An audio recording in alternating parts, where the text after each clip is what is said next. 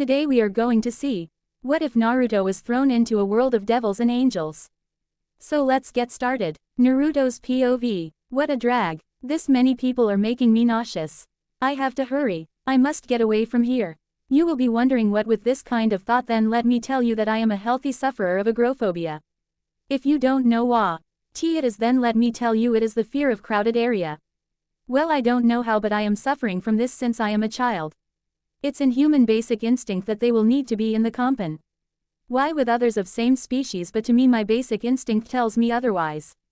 But other than this DC's, I am fairly a normal person. Even if there is a weird thing floating in front of me showing me what appears to be HP like some sort of RPG game, I am normal. It just happened that one day I woke up and see this weird thing in front of me.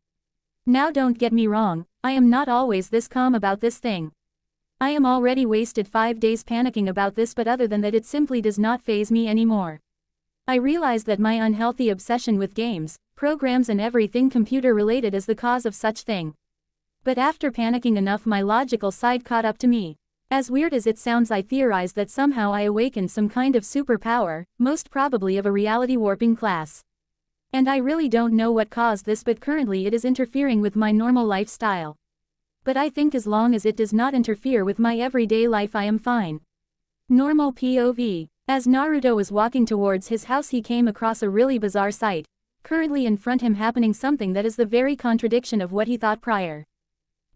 Cause in front of him is a man wearing typical mysterious dress with a fedora, like he tried and failed to copy some B-grade detective from a D-grade detective movie, was holding what appears to be a pear made of light, and he is standing in front of a badly bleeding boy with a largely gaping while in his abdomen. The boy looks like he would be pissing his pants very soon, as well as his life. With that in sight, he completely made a U-turn and hightailed out of there. What if he is going to die? I have nothing to do with it. With this in his mind, he stared, running away, but while doing it he made a mistake of looking back, and when he did, his eyes came in contact with the pleading eyes of the dying boy. And all the will he mustered to running away completely drained away from him. Oi, don't look at me with those eyes. Even if you grovel over me, I will not help you, Naruto screamed in his head. Currently he is having a literal good and evil clash in his mind while running away. You know you can't help him. It will destroy your normal life, the dark half said. You have to help him. What the reason of having power if you don't going to use to help others, the white half said. Thin K of all the problem it will cause to you, the dark half argued. Think of this like this, you will finally able to field test your ability, white half said. What about the boy? Naruto asked as he listened their conversation. Who cares about the boy? If we succeed, then we are saving him, white half said. Oi, dark half shouted at white half as Naruto tuned them out. Why the hell I find MYS elf in weird scenarios, Naruto thought as he prepared to help the poor sap out. Blank, _ blank. With Issei. Currently Issei is experiencing death a second time. First time by his apparent girlfriend Amano Yuma, whom no one remembered. And second time by this weird man who has the same weapon as the one his ex had. Don't worry, your pain will go away quickly, the man said. As he prepared another light spear to pierce Issei. I can't anymore. Someone save me, he thought as his eyes made contact with a boy who was running away, and he lost consciousness due to blood loss. The man who was about to finish him for good was stopped by a weird-looking object which is in the shape of a great transparent shield, and across the shield stood a boy. Who the hell are you? The weird man questioned. Is it not the courtesy to give your name first? Naruto asked calmly, while in reality he is anything but calm. Oi, I jumped in without thinking, what the hell will I do now? Does not matter, your life will be forfeited too, I can't leave witnesses after all. But your ability is really intriguing, is it a sacred gear? The man questioned to Naruto. What, sacred gear? Naruto asked, not understanding what the man is saying. That kind of face is clear that you don't understand what really happening. Do you? The man said as he laughed tauntingly. Meanwhile Naruto is completely flabbergasted at the turn of the events. Sacred gear, devil, what the hell happening here? Naruto thought. Even though I don't know anything, still I would like to save this boy, so please can you leave us? Naruto asked nicely. How about a no? The man said while laughing with a cruel gleam in his eyes. And prepared a light spear to pierce and kill Naruto. Well, I asked nicely, Naruto muttered to himself. As the man prepared to strike the shield, Naruto deactivated it and jumped back to avoid strike. And the man did not stop there, and both of them started to fight, one intent on killing while other on avoiding. This gone for some time before man let out a frustrating sigh and added more power in order to kill him, not realizing the more he uses the power the more powerful his opponent is becoming. It is due to one of Naruto's weird abilities which he named the Game Master. This power lets him view the world as a computer interface, making anything he does on interface happens in reality. The power he is using is one of the basic spell of a game he once played. Via his interface he made that spell a reality. Energy Drain, it is the name of the spell he is using. And his body is that of a game character. He could easily keep up with the man. And the man realized that fact late when a mean uppercut landed on his chin, throwing him backwards. But Naruto did not give any chance to recover and used another spell via his interface whose name is Bind. It's also a famous spell of a game called Final Fantasy series. Basically this power takes the energy of the target and binds him with invisible wires. What the hell did you do to me? The man shouted, not believing that he was defeated by one of weaker races in the hands of a brat no less. I restricted your movements, duh, Naruto replayed. After making sure the man is of no problem, even going as far as putting a restriction on his mouth, he returned to the boy who has fallen. Inspect, Naruto said, and his power did its work. Inspecting. Inspection complete. Do you want to see the result? Yes, no. When Naruto pressed yes, that is floating in front of him, the results started to appear. Viewing results. Name: Issei Hyodo. Race: Reincarnated Devil. Former Human. Status: Alive near death.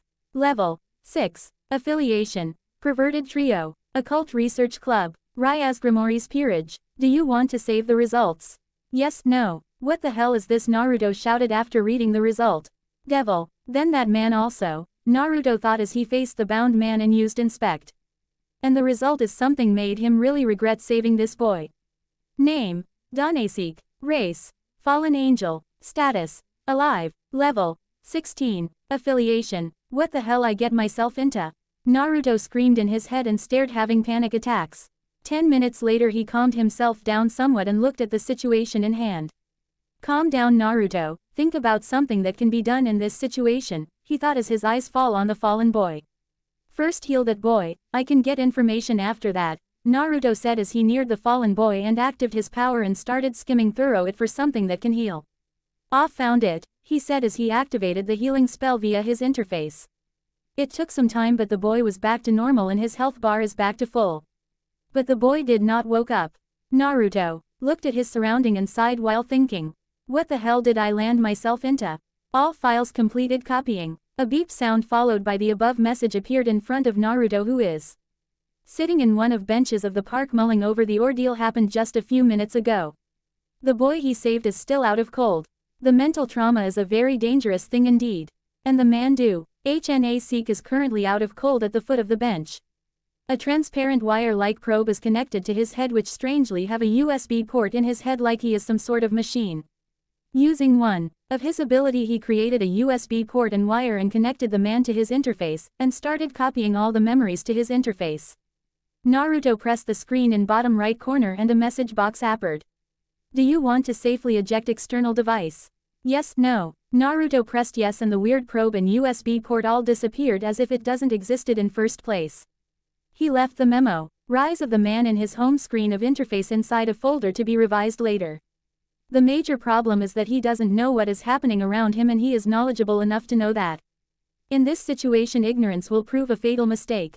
He have the memories of that Danasek guy, but he doesn't have the patience to view that now.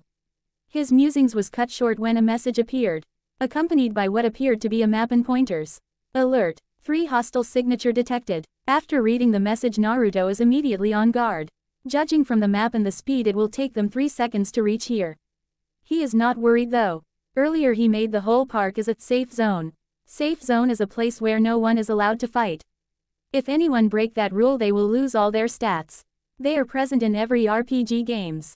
But he tinkered with it a bit, if anyone break any law then they will struck down by intense case of sleepiness. And according to his calculation it exactly took them 3 seconds to reach him.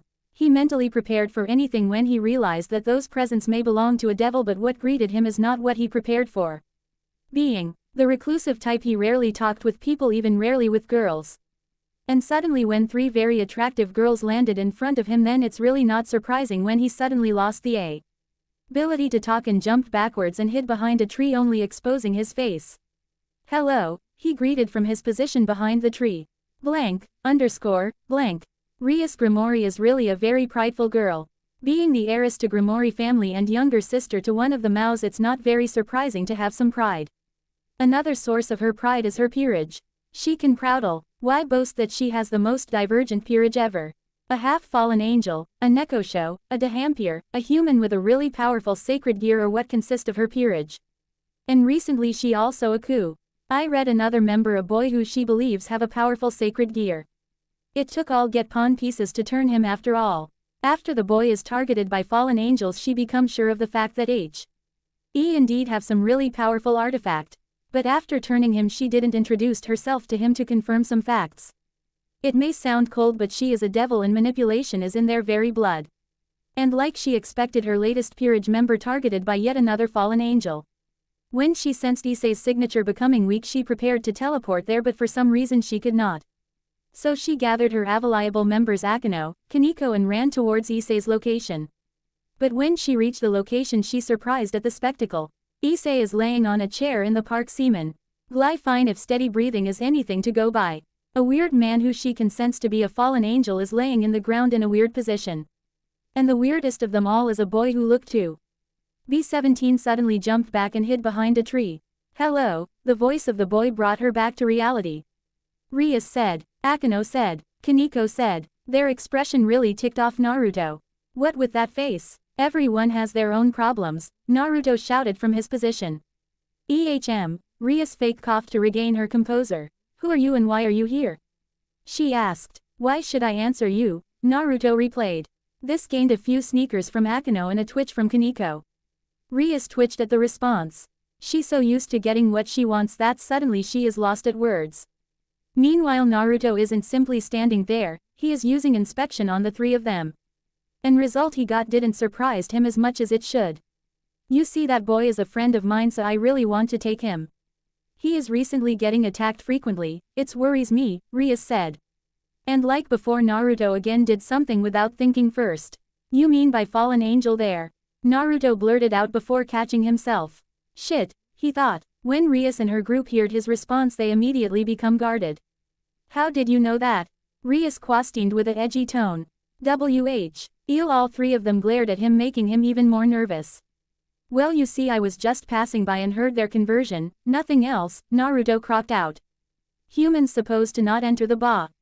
How did you do it? Rias asked again, not believing him a bit. Oi, if you came here to take that boy, then take him. Whitey, it's me that's getting interrogated, Naruto shouted. Humans are not PPOSE to know something's, it's our duty to keep it that way, Rias replayed. I am sorry, but I have to wipe your memory of this event, Rias said as she prepared her magic. Oi, what's going on? Wiping memory? She says it like it's a everyday occurring for her. What is this man in black? Naruto thought in panic. Rias summoned her magic to use her spell, but suddenly something else happens. She suddenly fainted. When the other two saw their friend suddenly fell to ground, they assumed the worst. Akeno couldn't think rationally. Rias is her childhood friend even before she became her queen. When she saw her friend fall to ground, she quickly deduced that it's that boy's fault. A crazed look appeared on her face that really scared the boy even more. You filthy human, you will pay for this, He summoned enormous amount of magical power fully intended to pulverize the boy, completely ignoring the shout of don't do it from the boy. And like before, same thing happens again, and Akeno hit with extreme fatigue and fainted on spot. I am saved, that was close, Naruto said while wiping the sweat from his head. Seeing two of the strongest fighters taken out so easily really made Kaneko cautious and slightly afraid. Naruto faced the girl still hiding behind the tree and tried to start a conversation. Hello, Naruto said. What happened to them? Kaneko asked, not even letting the guard down. Nothing, they are just fainted, Naruto said, which made the girl relaxed a little. Why? Kaneko asked. Well, you see, they really wanted to do something bad to me and all I did is self-defense, Naruto replayed. Kaneko nodded. You can take the boy, I was waiting for you guys anyway, Naruto said. Watching her questioning face, Naruto elaborated the happenings just happens prior to their arrival. After his explanation, Kaneko nodded, accepting the explanation, still not letting her guard down. She fished her phone out and called somebody. Can I go now? Naruto asked unsurely. Kaneko nodded. Moment Naruto is out of park, he ran like hell, earning a sweat drop from Kaneko. With Naruto. After getting the hell out the park, he ran towards his home and entered it, locking the door with extra security. He is living in a modest apartment with 2 bedroom, a kitchen, dining and a bathroom. All of this is paid by his parents. He entered his room and sprawled on his bed and thought about the day. What a hectic day. I hope this is the last time though. But something tells me otherwise, Naruto said to himself as he closed his eyes. But a beep sound woke him up. You found it in. Do you want to save your progress? Yes, no. What the hell? Naruto thought, all his fatigue forgotten. This is the first time. Save. Naruto thought as he pondered the option. In-game save options really helped us. If you have an early demise before you complete a quest, then all you have to do is simply reload your saved data and play again from recently saved location. But to actually appear in here too. My life really becoming more and more like that of a game, Naruto said to himself and pressed the button yes. Progress is saved. You can access the saved file from options. Next morning, Naruto woke up the alarm of his interface that he set before sleeping. Stretching a bit, he ended his daily chores and started skimming through his interface. Finding the folder named Danseik, he clicked on it. 3 hours later. It took 3 hours for him to skim through all the memories of that guy called Danseik. And from that memory also he found some very interesting things that he didn't believe existed. The Great War, existence of God, his angels, devils, fallen angels, yokais, all these things became clear to him. Knowing about war is a shocker though. Who knew that such a thing existed? But out of all he can proudly boast the fact that he had seen heaven, even though that was measly picture from memory of a man before he fell, but still. All this revelation really is too much for me. My dream is looking really blink now, Naruto said to himself. After sighing some time, he stood up again with a determination. But I will not give up. I will archive my goal even if it takes my life. I will live a normal life, he shouted.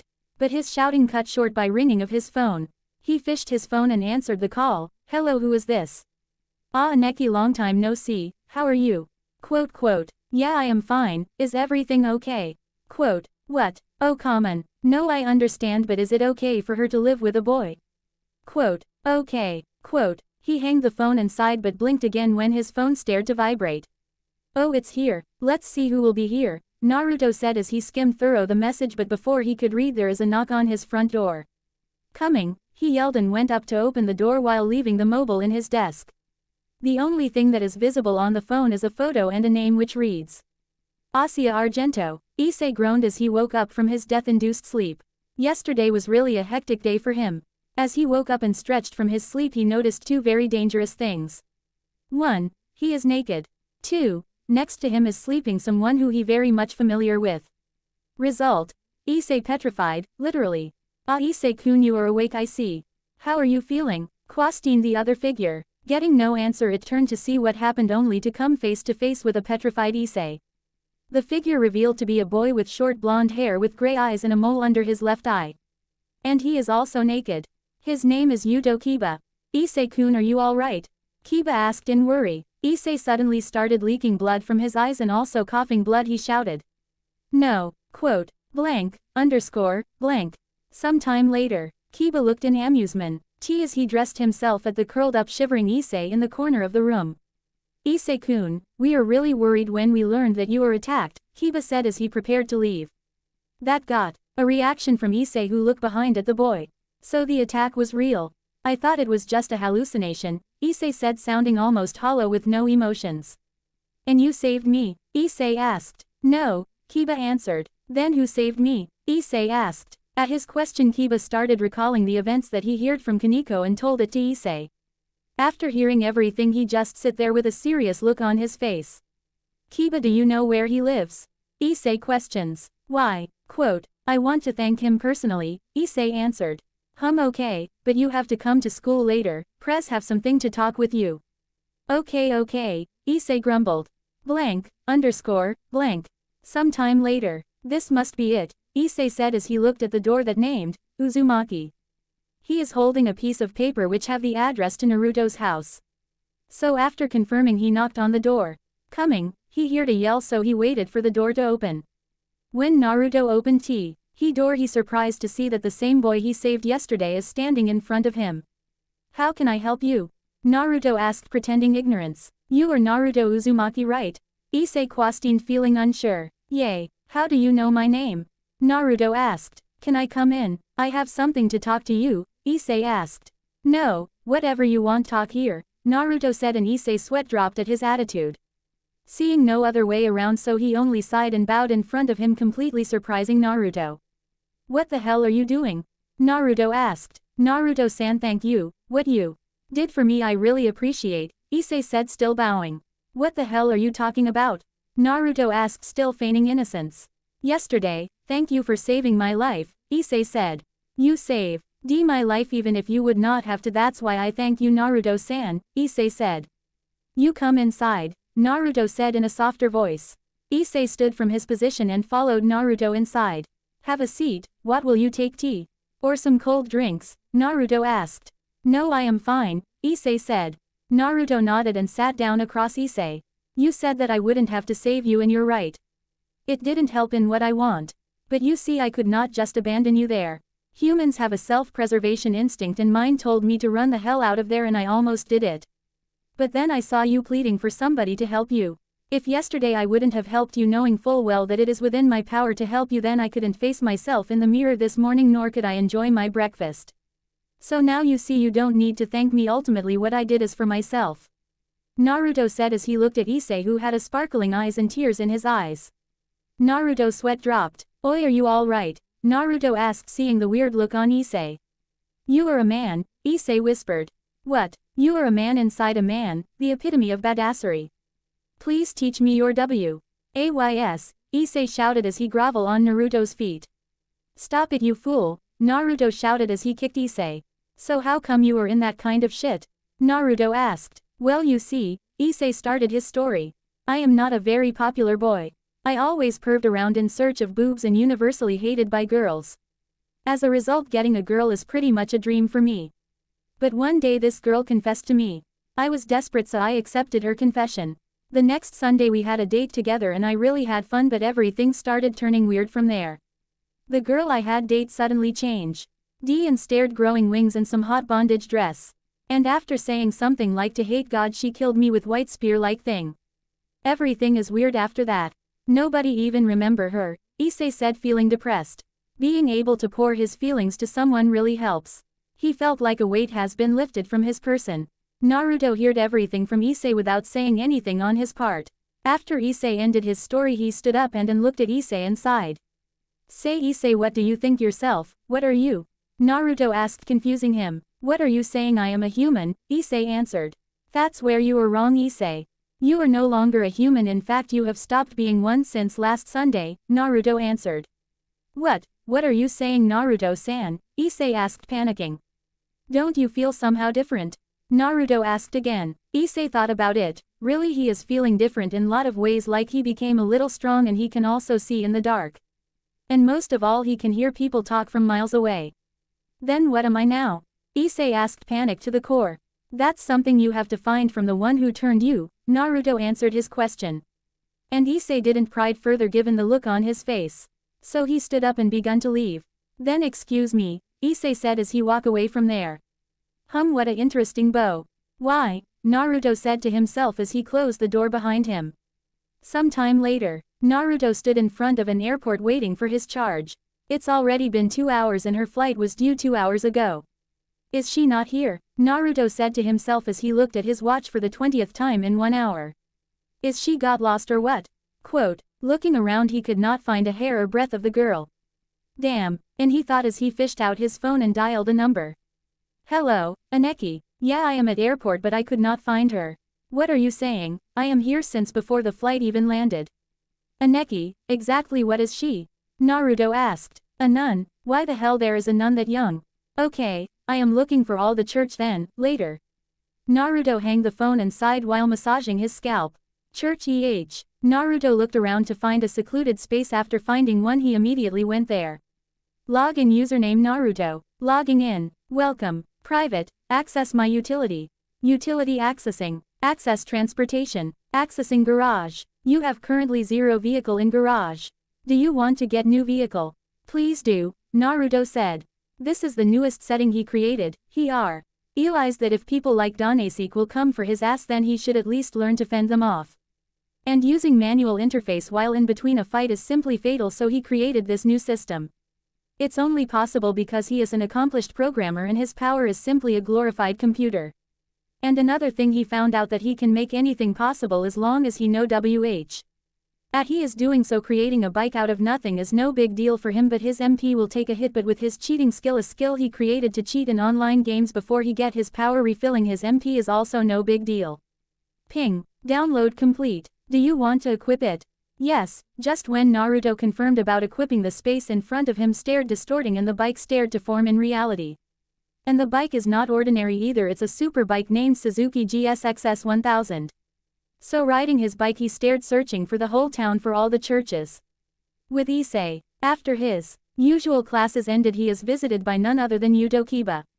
After what happened this morning and seeing him again in front of him with that distinctive smile really made Issei question the boy's sexuality. Kiba informed him that he has been expected and he is there to escort him to the meeting place. Later that everything turned weird. At first it made him really happy that two academies, Oni Sama and a cute loli, are the one expecting him, and he also lusted after them a little. Then suddenly Ria's senpai stared, talking about how they are devils and the fact that he now also won. At first he didn't believe he, but after seeing first-hand proof, he reintroducing herself. Rias explains to Issei about the great war between the three factions comprised the angels, fallen angels, and devils. She also reveals that Yuma, who he once dated before, was a fallen angel that was sent to kill him, as she once again introduces Issei to her clan. All in all, Issei is in for some serious shit and he knew it. This also made him remember Naruto's words that morning. With Naruto, after searching every church he couldn't find a hide or tail of that girl. After searching everywhere he really became frustrated and decided to fuck it and used his power. Private, search for the girl, Naruto commanded. Searching, please wait. Search complete. Show me on the map, Naruto asked. There appeared a window, with entire map of Kuo and a marker indicating the location of girl. So without delaying any time he stared his engine and stared, zooming at the location. After 15 minutes he reached at his location, which happens to be an abandoned church. Private, scan the area. Scanning, please wait. Scanning complete. 3 hostile signature detected. Danasik located. Kalawarner located. Mitlet located. When Naruto saw this he paled a new shade of white. From his memories of Danasik he knew both of them. All of them are fallen angels. What the hell they doing with her? Don't tell me she is in league with them. But that can't possible. Aneki said that she is very innocent girl. Don't tell me they have kidnapped her. If that's case then I must rescue her, Naruto thought as he formulated a plan. Shit, this so against my ultimate goal to normality, Naruto muttered. Private, open inventory. Opening inventory. You have only one item in inventory. Ha, only one. What is it? Private. Metallic baseball bat. Naruto's sweat dropped, so without delaying he immediately opened customizing window and started customizing it. First he maxed the durability, then its attack point. After doing that a surprising thing occurred. Ping. A new skill created. Due to maximizing the stats of the bat, a new skill is created. Skill name Mountain Splitter. By adding MP to the bat its attack point increased by 200 points. If more MP added then it is possible to create mini earthquake by hitting the bat to ground. What the blue hell is this? Level up and skill all maxed. I simply won. Ted to increase its hit point and it made this bat a dangerous weapon. Clicking over the bat and opening its stats he firmly surprised at the result. Name N.A. Type metallic baseball bat. Class rare. Rank A. Attack point 200. Defense point 500. Special move Mountain Splitter. Shit, it became a rare item. Whatever, let's save the girl, Naruto thought as he walked towards the church. Naruto is walking towards the abandoned church with a thought that flowing through his mind like a mantra. Normal life must have a normal life. He fully well knew that what he is going to do today will most certainly end his normal life, but a guy can dream, can't he? Before Naruto can enter the building something weird caught his eye, and that is a floating scroll-like object. As he neared the object a window popped. You found a scroll for light magic. Do you want to use it? Yes, no. Naruto stood there with a look of shock at the item he received. In-game you get weird items near a dungeon which will help you to clear the dungeon. Though he is not surprised that much, he can escape death via his saved game. Things like this didn't even faze him anymore. So without delay he pressed yes. Unable to complete the task. You need light magic for these moves. Do you want to get it from other source? Yes, no. Naruto knew he cannot use it as he is not a fallen angel, but to actually have a way to use those magic is somewhat surprising. But it's like his interface is connected to an online server, and in his case the online server is the reality itself. This revelation really caught him off guard, but he chose to think about it later and pressed yes. Please wait while it's being updated. Instead of waiting, Naruto decided to go in and grab the girl and run away from there. That's his initial plan, at least if push comes to shove he will have to fight. Naruto knew that if he fight fair and square he will lose, not because of lack of power but because lack of combat experience. So he is going to cheat through his bone with this one. After all, everything is fair in war. Opening the map, he first observed where is who. After that he formulated a plan. My biggest advantage is that they didn't know anything about me while I knew about their combat capability, Naruto thought. He is going to use it to his fullest. Daneseek's memories really are helpful. So with a solid plan in his mind, Naruto entered the church. Inside the church, Daneseek is angry, really angry. After his defeat at the hands of that blonde brat, his peers teased him non-stop. Oh, how he hated that brat. Given chance he will skewer that brat. He will pay him for his humiliating defeat. You fufufu, calm down Daneseek, you will get your chance, came the voice of a bubbly girl. She is a girl with blonde hair styled into twin tails and blue eyes. She wore gothic Lolita attire, which consisted of a black Lolita dress with white frills, a large black bow on the front, and a green jewel embedded on the collar, white thigh-high socks, and black shoes. She also wore a large black bow on top of her hair. Her name is Midlet. She is a fallen angel who is currently in charge of their package.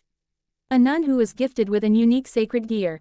They are planning to extract it from her and use it for their own purposes. Currently, since their leader is out, they are charged with guarding her. It also helped that the girl is naive as hell, so fooling her was child's play. But her musings cut short when somebody entered the church. You brat, I will kill you, Daneseek shouted. With Naruto 15 minutes before. After making a working PLA. Via recollection of Daneseek's memories and a way to counter those present, he is now completely ready to enact it until a sound stopped him. Ping. Update complete. Do you want to open updated content? Yes, no. I was just waiting for this, Naruto thought and pressed yes. After some time, I don't feel any different, Naruto thought, because he expected some kind of change when he decided to use light magic. Ping. You gained new ability. Light magic acquired. Light magic is the source of all light-based spells. It enables the use of light-based spells. Acquired light spear spell. Acquired holy aura. Naruto read all the things he received and nodded, but couldn't understand what holy aura is, but filed it for later. He also observed that there is another bar below his MP which is labeled as Ha or holy aura. He theorized that maybe all light-based attack will from Ha, so without delaying a second he kicked the door open. The moment he did, his eye landed on the Daneseek, who was TTING in front row of the benches lay in church. You brat, I will kill you, Daneseek shouted. Yo Daneseek, we meet again, Naruto said as he tried to look as uncaring as he could. He really doesn't want to do it, but saving this girl takes priority. Damn his hero complex. And that is all the time he got to think before a light spear thrown at his face. And all Naruto did is a swing from his bat and, boom. The light spear destroyed to pieces. Wow, what happened? What did you do? Daneseek asked. Because he couldn't understand what really happened. One moment it was going to skewer the brat B. Oot, the next moment it destroyed to pieces. Even Midlet, who was previously decided to watch, is surprised. I destroyed your tube light, duh, Naruto replayed sarcastically. Because really those light SP ears are nothing but glorified tube light. Now then, here are the options: 1, you let me take the girl you kept peacefully, or 2, I kick your collective assess and take the girl. Naruto said as he showed his fingers when he gave the options. And the answer he get is a golden light spear to his body, which again destroyed by his bat. So that's you guys' answer then, Naruto said as he prepared to fight the 3. Even though he doesn't have any combat experience, he has to do it, so in this fight he is going to completely relay on his power. First, Daneseek ran towards him with a light spear in his hands, and both of them stared a close combat. This time Daneseek is being very careful. Last time's repeat is not something he wants right now. He brought his spear at Naruto's face, who dodged by bending backwards, and Daneseek took that chance and swiped at Naruto's legs, making him fall. I got you, he shouted as he pushed his spear down at Naruto, only for him to dodge by rolling to sides. Standing up, Naruto made some distance between Daneseek and him and analyzed the situation. His extraordinary calculating mind replayed the fight so far in his head, finding out possible weak points. What, are you tired already, human? Danasik taunted, even though he himself is panting a bit. Talk about yourself, Naruto said. He was tired but is completely okay now. His recovery rate is amazing due to his powers. And this time Naruto decided that he will be the one on offensive and ran towards Danasik with his bat held high, fully intending on beating the man to pulp. But before he could near the a yellow light spear appeared, which he dodged easily and looked for the source. Oi oi Calawarner, I had it covered, why did you interfere? Danasik asked, irritated that his fight is being interrupted. HMPH, you are taking too long to kill a human, Calawarner the fallen angel in violet trenchcoat replayed. Who you are saying, as if you can do better, Naruto said as he analyzed the new arrival. Shut your filthy mouth, human, she snapped, irritating the later. Who do you think you are talking to? Naruto snapped. Let it be known that Naruto never lets an insult lying down. So he lifted his tee up and muttered skill mountain splitter and hit the ground as hard he can. At first nothing happened, but suddenly the ground started to crack and split apart, and the cracks also spread to the walls of the church. Boom! A blast occurred and the whole thing was brought into pieces. The church was standing but barely. Oi, what happened? Midlet said in between coughs as dust was everywhere. It Saint be that brat's doing, Danasik said from somewhere inside the dust cloud. Naruto looked and whistled at all the destruction he caused. He lifted his bat and a swing later all the dust cloud settled. He looked at the condition of his opponents. 2 were standing, whereas that rude woman was unconscious below the benches. Looks like she is all talk, Naruto thought. Midlet is scared. To put it simply, she is scared of Naruto. If someone capable of doing this much destruction with just a bat, then she don't want to find out what he can do if he is serious. But she suppressed it. She is a fallen angel, one that lived many years, fought many battles, and killed many people. She can't be scared by some lowly human. So she prepared for battle, and when she lifted her face, all she could see is the white color of Naruto's shirt, and lifting up a little she saw that Naruto was standing in front of her and his bat lifted halfway, prepared to strike down, and his eyes were looking down on her.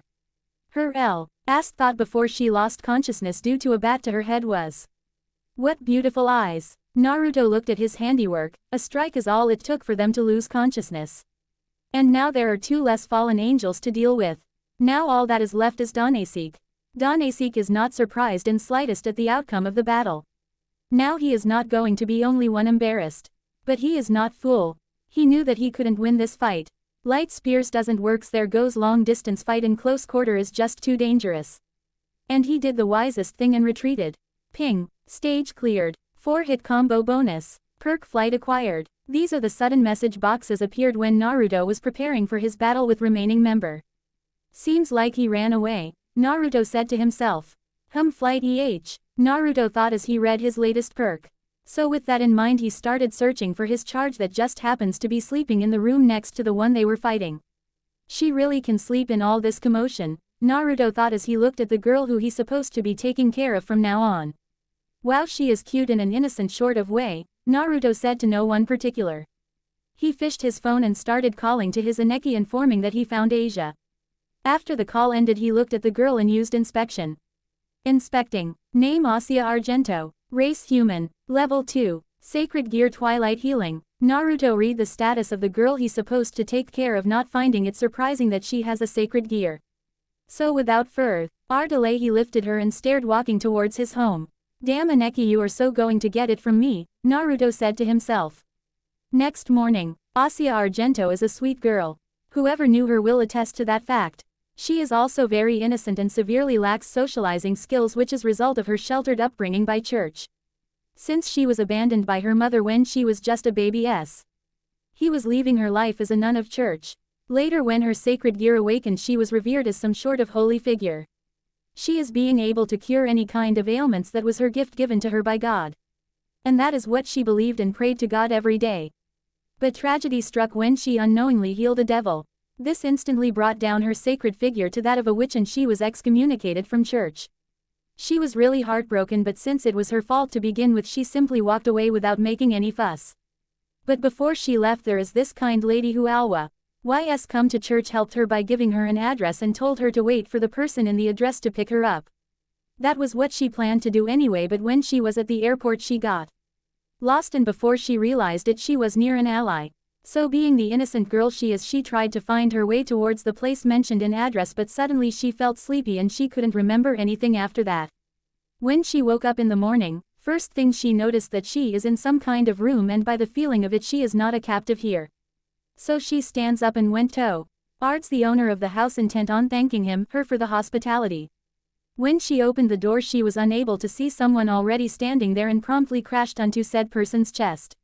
Eep! She let out a cute sound when she hit the floor and looked up to find out whom she crashed, only to see a pair of most beautiful blue eyes she have ever seen. "Are you alright?" the person questioned as he looked at her, but she is in no condition to answer as she already lost herself to those eyes. "Hello miss, are you there?" Naruto asked again, shaking her from her trance. "Ah yes, I am sorry to staring at you like that," Asia said as she apologized for the rude act she just did. "No problem, now back to my questing, are you alright?" Naruto asked again. "Hi, I am completely fine, thank you for your help," Asia said while bowing. Then she fished a piece of paper from her pocket and handed it to Naruto. "Can you please tell me where can I find that place?" Asia questioned. "Well Miss according to this address the place you are searching is actually here," Naruto said as he handed the paper back to Asia. "Ah sorry, I did not realize sooner," Asia said again, bowing to Naruto. "You did not have to bow to me. I was supposed to pick you up from airport," Naruto said while looking at her. "I was also searching for you there, but I got lost and before I realized it I felt sleepy and I don't remember anything after that," Asia said with a cute pout. "Haha, it was okay, I found you sleeping at a church so it's okay," Naruto said laughing while on the inside his brain is running miles per second. He realized that they must have used some spell on her to make her lose consciousness. "I am sorry to impose on you so suddenly," Asia said bowing to Naruto. "Hey, you don't have to bow to me every single time," Naruto said to her. "And from now on think of this as your home, this is bedroom and there is also attached bathroom. Kitchen is it down the hall and my room is just across the hall if you need anything just call me, okay?" Naruto listed her. "Thank you for your help, I will never forget your kindness," Asia said with a smile. "Okay Asia, I am going, my boss is demanding my presence now, so take care," Naruto said as he prepared to leave for his job. "Have a safe trip, may Lord help you," Asia said to him and prayed to God at the same time. Naruto nodded and went on his way.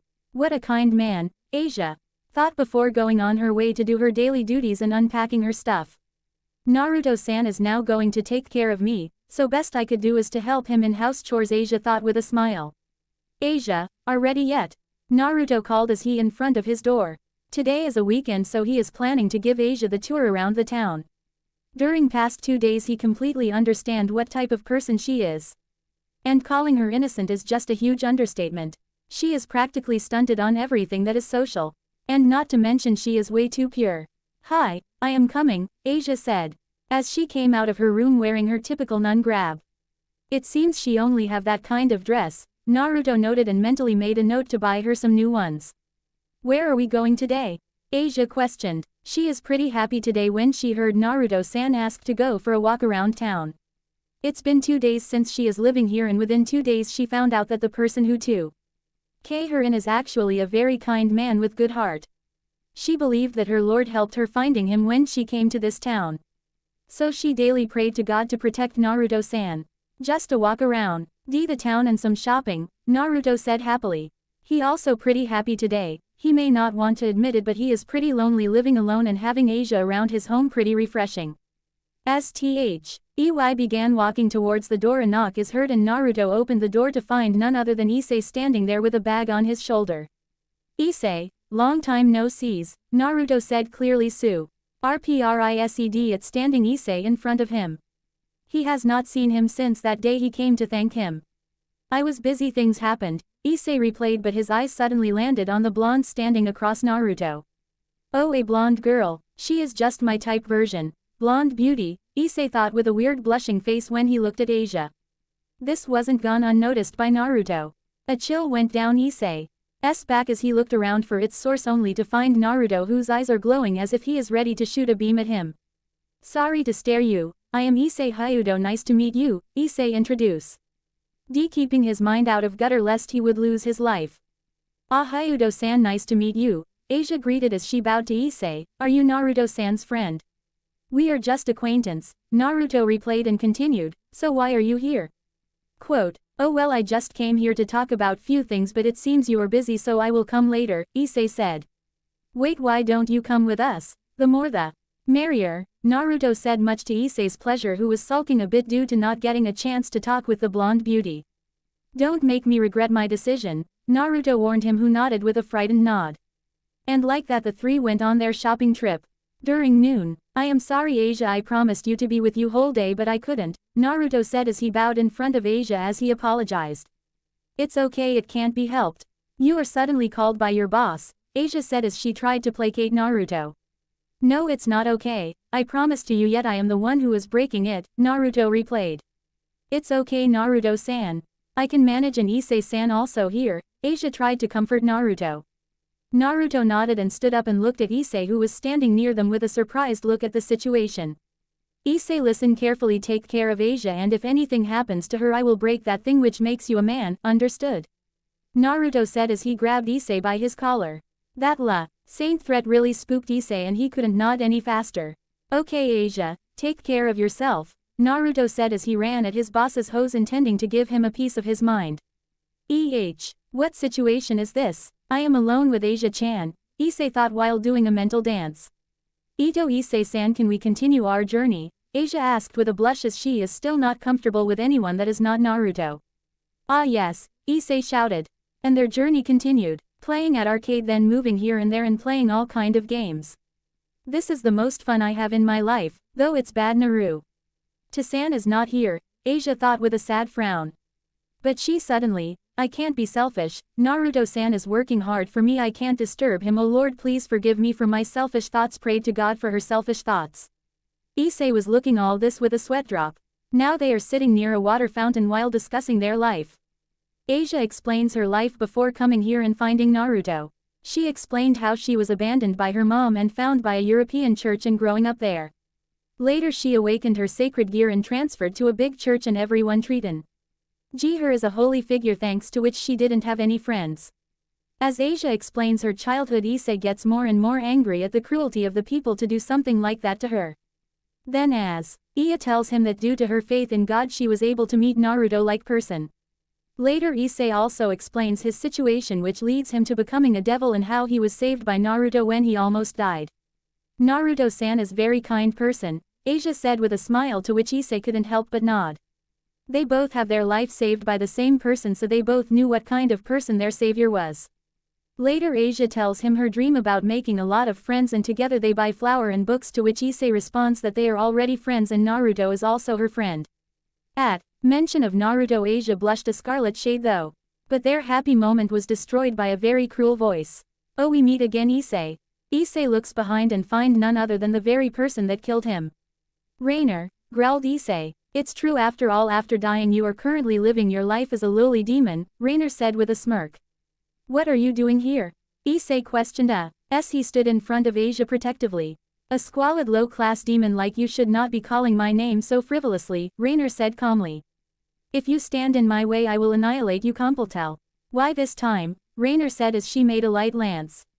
A lance of light, Issei thought as he eyed the object. Sacred gear, Issei called, and in his hands appeared a red device. Just a twice critical, and my superiors said that he have a dangerous sacred gear, Rainer said while looking at Issei's device. It only doubles your powers temporarily, Rainer continued. I still remembered that ungainly smile of yours. You don't stand a chance now, give me Asia and scram from here, Rainer threatened. I refuse, as a man I want to protect my friends, otherwise I can't show my face to Naruto-san ever again, Issei screamed. Issei-san, Asia said. And Issei's sacred gear stared acting, and the green gem embedded in it glowed brighter. Boost. A sound heard and Issei's power doubled. As Issei dived to war, DS Rainer, a pink light spear pierced his stomach. Issei-san, Asia screamed in worry when she saw the wound on Issei and started healing her with her sacred gear. Rainer saw it and admired it a lit. Before spoke to Asia. Asia, you have a rare sacred gear, come with us, after all your place is with us, after all after tonight's ritual you will be completely free. Asia, Issei said weakly when he saw that she was wrapped up in an embrace with the fallen angel who grabbed the girl. Issei-san, please take care and say Naruto-san that even if it's for short time I still enjoyed being near him, Asia said between tears. Goodbye my former boyfriend, Rainer said mockingly before vanishing in a flock of black feathers, leaving behind Issei in despair. With Naruto after he separated from Asia. That boss is completely useless. Even though I absolutely said him to let me today is complete day off, Naruto angrily muttered. Nearing a building he knocked twice. After some time getting no response he opened the door. Just when he stepped inside, the room lighted and what looked like a magic circle appeared in the room, accompanied by a warning message. Warning. You are forcibly removed from current space. Forced teleportation suspected. Brace yourself. This is the message appeared in front of him, and the last thought before he vanished in a flash of light he had is, shit. At somewhere. His head is ringing as his senses came back after being forcibly thrown across space and time. First thing he felt that he is lying in a hard floor, presumably in a floor. Second thing he realized is that he is inside some cave and currently there is this large bear growling at him from a short distance away. So Naruto did the first thing came to his mind, and that is play dead. But instead of going awa, why the bear came near him and Naruto started sweating. The bear neared him and Naruto braced for anything, completely forgetting about his powers. As the bear about to fatally wound him, a green appeared near him. Barrier activated. Oi, it have that kind of setting, Naruto shouted at his interface when he saw the green barrier sprouted to protect him from the bear. Deciding to think about it later, Naruto moved towards the entrance of the cave as its exit is blocked by that bear and her cub. But he couldn't help but feel a sense of dread, like something bad is about to happen in his life. Suddenly his phone started ringing. Because of his interface, his phone and other electronic appliances can work in absolutely anywhere. He saw the phone and found that the call is from Issei. Hello Issei, what happened, is everything alright? Naruto asked as he received the call. Naruto-san, I am sorry, Issei replayed from the other side. What the hell are saying? Naruto asked, not understanding what Issei tried to say. Naruto-san, even though I promised you I couldn't protect Asia, Issei replayed with a heavy tone. What happened to Asia? Naruto asked, dread filling his being. The fallen angels, they kidnapped her, Issei said fearfully, and his fear only increased when Naruto completely became silent. Say Issei, you tried your hard right? Naruto asked to Issei. I was, but my power was not enough and I was beaten easily by her, Issei replayed, frustration clearly visible in his voice. Then don't worry, if you tried your best then that's enough, Naruto replayed. Where are you now? Issei asked. I don't know, but I am sure nowhere near Kuo. Those damn fallen angels did something to my boss's hose and I got teleported to somewhere. Exactly what the hell they want from Asia? Naruto said. So Issei started explaining everything he heard and deciphered from the words of Rainer. So in short, they are going to kill Asia? Naruto asked, and Issei replayed positively. Okay, SSEI, please hold on, I am coming as soon as possible, Naruto replayed. Okay, Issei answered as he cut the phone. Those damn fallen angels completely prepared for anything. First they made background check on me and then made a plan to separate me from Asia. Our plan to shopping is completely surprising but welcome chance for them. First they separated me from Asia, then send me somewhere using my boss as a decoy and used that chance to grab Asia, Naruto thought, completely deciphering their plan. Should I let my guard down? Naruto thought with gritted teeth. Naruto looked at his situation. On one side he is cornered in some cave while only exit is blocked by a hungry bear while their Asia is being attacked by those fallen angels. Completely out of plans, he decided to use brute force and bulldoze his way through there. Inventory, Naruto called as he opened his inventory and equipped his metallic bat and looked at his stats. Name Naruto Uzumaki. Race human. Closing square bracket. Level 24. HP 50,000 50,000ths. MP 10,000 10,000ths. HA 600 600ths. Shit, these numbers increased again, Naruto thought as he looked at his stats. But what surprised him is that his HP and MP. Those are not something a level 24 warrior should have. Not to look a gift horse in mouth, Naruto decided to leave it for later and face the bear and swung his bat at full force. Boom! A large blast occurred, and when the dust clouds settled, the bear could be seen lying in the floor while Naruto stood with a hard look. I am sorry Mr. Bear, but I am in a hurry, Naruto said to the fallen bear as he walked out of cave. I am coming Asia, Naruto said to himself. Private, show me the map, Naruto called, and there is a blue box with world map appeared. So I am thrown 100 kilometers to the south of Kuo, Naruto thought as he pinpointed his location. So deciding that it is time to use his latest perk to test, he called, flight, and stared flying at Kuo at a breakneck speed. The flight consumes 10 points per minute of his MP, so he is not afraid of running out of magic. With Issei after his defeat and kidnapping of Asia realized that until Naruto came he have to help Asia somehow. So he requested to Rias, but he got rejected by her wit. Her claiming that church is a hostile place and it is none of their business to interfere in the matters of fallen angel. But due to more argue on his part he got a slap and dismissal of his king. He decided to go alone and Rias was none the wiser. Damn, I decided to come alone, but will I be alright? Issei said to himself. Yo Issei-kun, a voice called from his side making him jump. Turning to his side he noticed that the speaker is none other than Naruto, who is panting a bit. Naruto-san, Issei screamed. Shish, don't shout, Naruto said to Issei before looking at the abandoned church. Okay, Issei, this is the plan. Naruto started and Issei leaned closer to hear the plan. Bust in there and kick their ass, I will be diversion and you will save her, Naruto said and Issei nodded. By the Issei, let's have a talk, Naruto started. Sometime later, as Naruto opened the front door of the church, the first one to greet him is a man in priest garb.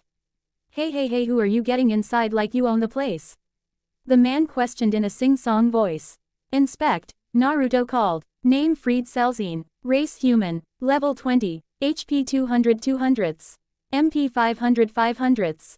Naruto looked at the stats and snorted a little. Oi, mad priest, can you tell me is Asia? Naruto asked in a carefree tone like he is talking with a regular person. Issei's sweat dropped. If you mean that junk sister, then she is at an underground ritual site. You can reach there by that altar behind me, Fried answered in a sing-song voice. So if you are connected with those fallen angels, then it's no problem for me to smite you then, Naruto said with a gleam in his eyes. It reminded him of his days as a punk. Han, you beat me. I may look like it, but I am really strong, you know, Fried said while activating his light sword and holy gun. We'll see to that then, Naruto said as he grabbed his bat and ran towards Fried, and both of them stared, fighting at a pace that Issei couldn't able to follow. Issei, why are you standing like that? Go to basement, Naruto screamed. Issei nodded and ran towards the basement while remembering something both of them talked before. Flashback, Naruto-san, I want to help you in that plan of yours, but I am really bad and a failure, so I will only get in your way, Issei said as he lowered his head, making Naruto sigh. Issei, listen to this, it doesn't matter if you are strong or weak. What really, ma? TTER is that, are you prepared for it or not? Naruto asked as he looked at Issei. I am even prepared to die here, besides I have some unfinished business here, Issei replied.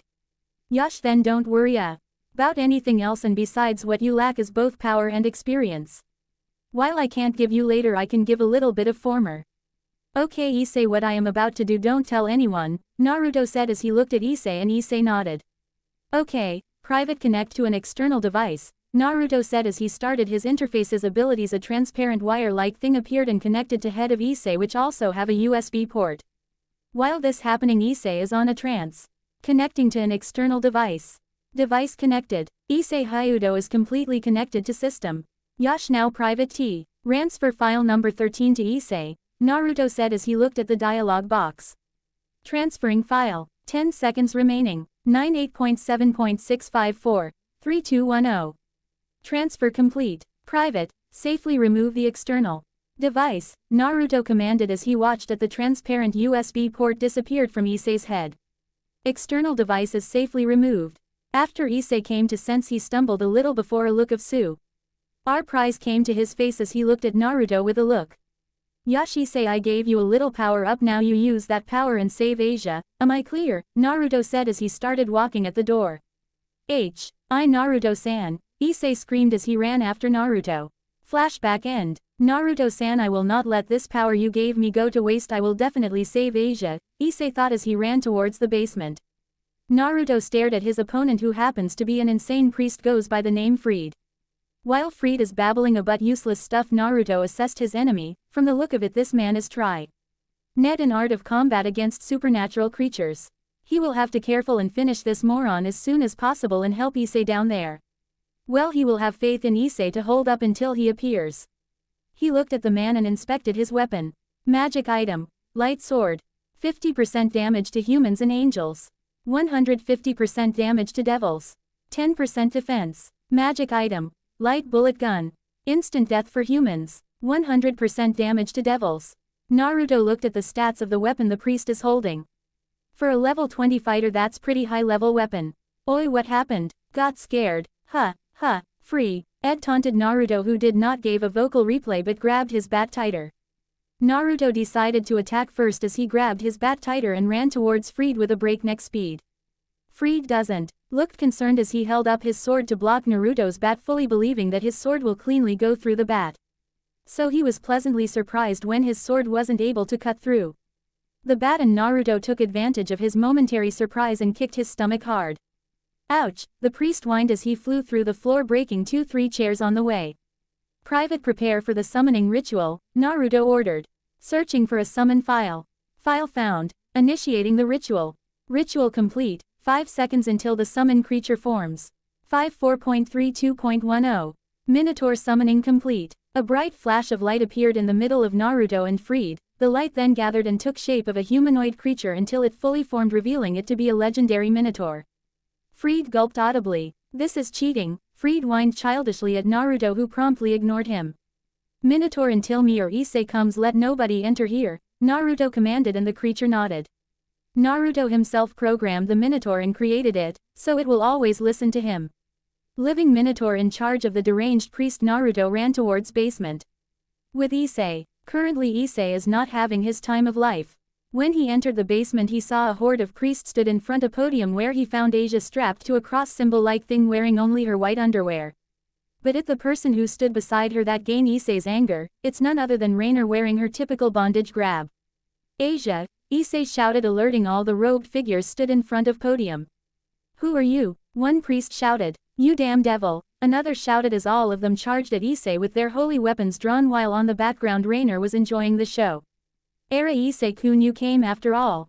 But you see, the ritual is almost over, Rainer said in a taunting voice, and in that moment Issei made the connection to the reason for them kidnapping Asia. A green light glow, wet from the cross, and Asia started screaming. Asia, Issei shouted as he started running towards the podium, but all the priests intercepted him on the way. Move, Issei shouted and punched a priest, and then back kicked another, followed by roundhouse kick to another. Then to end it all, he drop kicked another. In a row he took down 6 priests at once in less than 2 seconds. Wow, cool, Issei shouted when he did all those maneuvers. The power Naruto gave him is the knowledge about a form of martial art named Renewal Taekwondo. He vaguely remembered reading it somewhere, but nothing came to his mind. Basically, this martial art emphasized on strong, fast kick-like base Taekwondo. It's very powerful but put heavy pressure on the body of user if she is not built enough. Even knowing the risks, Issei still went on, determined to save Asia. On the other hand, Rainer is pretty surprised to find the weak boy she met this morning is fighting like a pro, but nothing can stop her at this moment. The ritual is nearly complete. Your twilight healing will be mine, absolute power will in my grasp, Rainer said as she stared at Asia, who started screaming, and the cross she was strapped into began glowing green. Asia, Issei shouted, looking at Asia, who was screaming. There is a big glow, and suddenly the screaming stopped. Issei looked in despair as the body of Asia slumped down while 2 glowing G-star-like objects was hovering above her head. Issei, what happened? Why did I hear a scream? Naruto questioned as he entered the basement and saw that Asia was strapped to a cross while her head slumped down. Asia, Naruto screamed in a horrified manner and watched helplessly as the girl Rainer grabbed the green light and entered it into her body. Her body glowed green and she started laughing menacingly. Ha ha ha, now I will become a supreme fallen angel, Rainer said while laughing menacingly. Oi woman, don't give me that crap, Naruto said in monotone while his eyes shadowed by his bangs. He discarded his bat and started walking towards the podium. So it's you my subordinates are afraid of? Rainer questioned as she looked at approaching Naruto. According to them, Naruto defeated all of them, but to her he isn't much. She is currently drunk on power, otherwise she would have realized that this boy took down all of her subordinates at once and he could take her on easily. You came all this way to save the girl. But alas, you are late, Rainer continued to mock Naruto. Well, that's what we can from a lowly human after all. Oh, you brought Issei-kun too. It suits you guys, TW. Oh, losers together forming a party in a quest to save a girl, ha ha ha. Rainer continued to mock them, making Issei grit his teeth and cursed his weakness. Suddenly Naruto's voice snapped him out of his self-loathing. Issei, leave here with Asia's body, Naruto commanded, to which Issei nodded. Naruto put his hand forth and channeled holy magic, forming a holy sphere bigger than Rainer, making the said woman widen her eyes and struck the sphere towards the approaching priests. Boom. The resulting blast completely wiped out all the priests. Issei widened his eyes at the power Naruto just displayed. Light spear he made is even bigger than what he has ever seen. Holy shit, Issei muttered. What is happening? Why is a human able to use light spear? Rainer muttered fanatically but schooled her features. Naruto on the other hand is far from being calm. He is angry, very angry. He had a friend finally, and just when he was happy with her the world interfered and took her away. He have promised her that he will always be her friend, but now it doesn't seems to be likely. Using inspect on the woman he found everything he needed. Name Rainer. Race Fallen Angel. Level 34. HP 500 500s. MP 1000 1000. Rainer, Naruto shouted looking at the woman. Don't just say my name so casually, you brat, you are defiling it, Rainer shouted at Naruto. She stopped her shout when her face being BBED suddenly by Naruto, who proceeded to slug her face in the floor, making a crack appear on the floor, making Rainer scream in pain. Issei took that moment to grab Asia and ran towards exit while crying for the girl. What's happening? Why I was getting beaten by a lowly human? Rainer screamed in her head as she was manhandled by Naruto. She looked at Naruto's eyes and found so much anger that it frightened her. Naruto grabbed his bat, which miraculously came to his hand, and slugged the bat right into her face. Ah, it hurts, she shouted in pain as her face was bloodied and broken. It hurts. Don't joke around, this pain is nothing compared to what Asia have endured, Naruto shouted and slugged her face again, making her scream even more. Rainer made a light spear in her hand and wildly swing it towards Naruto, who jumped backwards to avoid it. Rainer shakily stood up and used her recently acquired sacred gear to heal her face, making Naruto even angrier. You brat will pay for it, rah! Iner shouted as created a light spear and threw it towards Naruto, who swung his bat and destroyed it. Without losing a second he ran towards her. His hands started glowing and the bat he was holding so glowed as it started growing yellow spikes. His bat evolved again when he imbued it with holy power and swung it hard towards a panicked Rainer. The bat connected to her side ribs, a crunch was art indicating her ribs being broken as she lodged into the nearby wall. Itai, Rainer moaned as she lay on the ground while holding her sides. Suddenly her vision filled with an approaching Naruto and she tried to back away. Due to her injury she couldn't do that. Please have mercy, Rainer pleaded when she realized that she couldn't win. Now it all made sense why her subordinates are so afraid of him. He isn't a mere human. Mercy, you didn't show any of that, Asia, Naruto said as he looked at the groveling angel. Those wings, I bet that is the pride of you guys, right? Naruto said as he grabbed her wings. Setting a foot in her head he yanked them hard and tore them apart, making Rainer scream in agony. Blood gushed from her back like a fountain. He grabbed her hair and started dragging her towards the cross where she removed Asia's gear. No, please no, Rainer pleaded, but Naruto isn't listening any of it and started to strap her to the cross using little light spears the same way Lord Jesus strapped many years ago. He opened his interface and via that he started the device, this time it's with full power. Rainer started screaming in pain as the device forcibly removed the sacred gear within her body. Naruto looking all this with an impassive face. This bitch has awoken the beast inside him that he had suppressed many years ago, so she must know the consequences. After some time screaming finally stopped and that the woman was finally dead, Asia's sacred gear floating above her head, he grabbed the gear and ran towards upstairs. When he came out of the bunker he was greeted with the sight of Issei, who was crying near the sleeping form of Asia. He vaguely noticed that a bunch of people were fighting with his minotaur, but he gave it no mind. Naruto-san, I am sorry, I apologized, and Naruto understood what it entails. Tears started to fall freely from his eyes. He didn't need his inspect to know that Asia is dead. Asia, Naruto started, I am sorry, even I promise. That I will always near you, I broke my promise. Due to my incompetence you paid the price. While Naruto apologized to Asia, Issei looked towards the weird creature which was currently fighting with his president and her members, and from the looks of it they are losing badly. Naruto-san, I think there is a problem, Issei said, making Naruto look towards him and motion towards the minotaur. Why are they here? Naruto questioned. Well, the city is under her jurisdiction, so, Issei trailed, and Naruto nodded, mentally commanding Minotaur to stand down. With Rias was having a bad day. She realized that her newest pawn was having in contact with a nun asking her about her help to save her. She rejected, of course, as church is a hostile place for them, and this time limited peace. One single act of miscalculation could start a war. But apparently her newest pawn doesn't listen, and she found out that Issei along with that weird human were attacking the church. While she had no qual. Ms. on what the human doing, but Issei is a member of her peerage, so whatever he does directly affects her. So she gathered all her available peerage members consisting of Kiba, Kaneko and Akeno and ran towards the church. When they reached at church they came face to face with a creature of legend, the Minotaur guarding the gate. So she decided to fight the beast, but apparently the beast lived up to its name. That creature took all of them at once and still managing to kick their ass collectively. Just when the beast was about to give a knuckle punch to Kiba, it stopped and receded as if being commanded. This made sigh in relief. But the sudden shout of her newest pawn alerted her. "President, are you all right?" Issei shouted as he ran towards them. "Issei, what are you doing here? Didn't I told you to stay away from here?" Rias said in an authoritative voice, making Issei wince. "I am sorry, President, I didn't listen to you," Issei said sadly. Rias nodded and peered inside to find Naruto the boy T had defeated both her and Akeno at same time with his weird power. She decided to reintroduce herself. From what she could gather, Issei was saved by him once and he is powerful enough to defeat her and Akeno. He is more valuable as an ally than enemy. She noticed that he's sitting in one of the benches while crying and a blonde-haired girl was lying beside him, seemingly dead. She asked Issei about situation and Issei filled her up with all the details. After listening to everything, she decided to make her move. If she manages to convince him to make her revive Asia, then she will get a powerful healer. And also make Naruto her ally. So she approached slowly towards him and sat near him.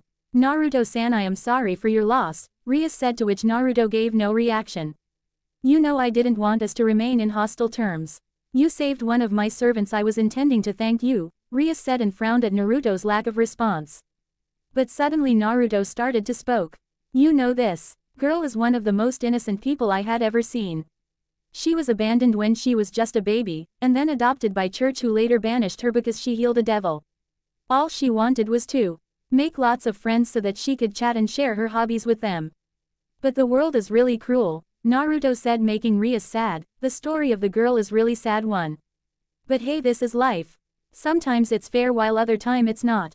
Now she genuinely wanted to help the girl, if only make her dream a reality." "Naruto-san, I know a way to revive Asia," Rias said, making Naruto widen his eyes. "What, you can revive her?"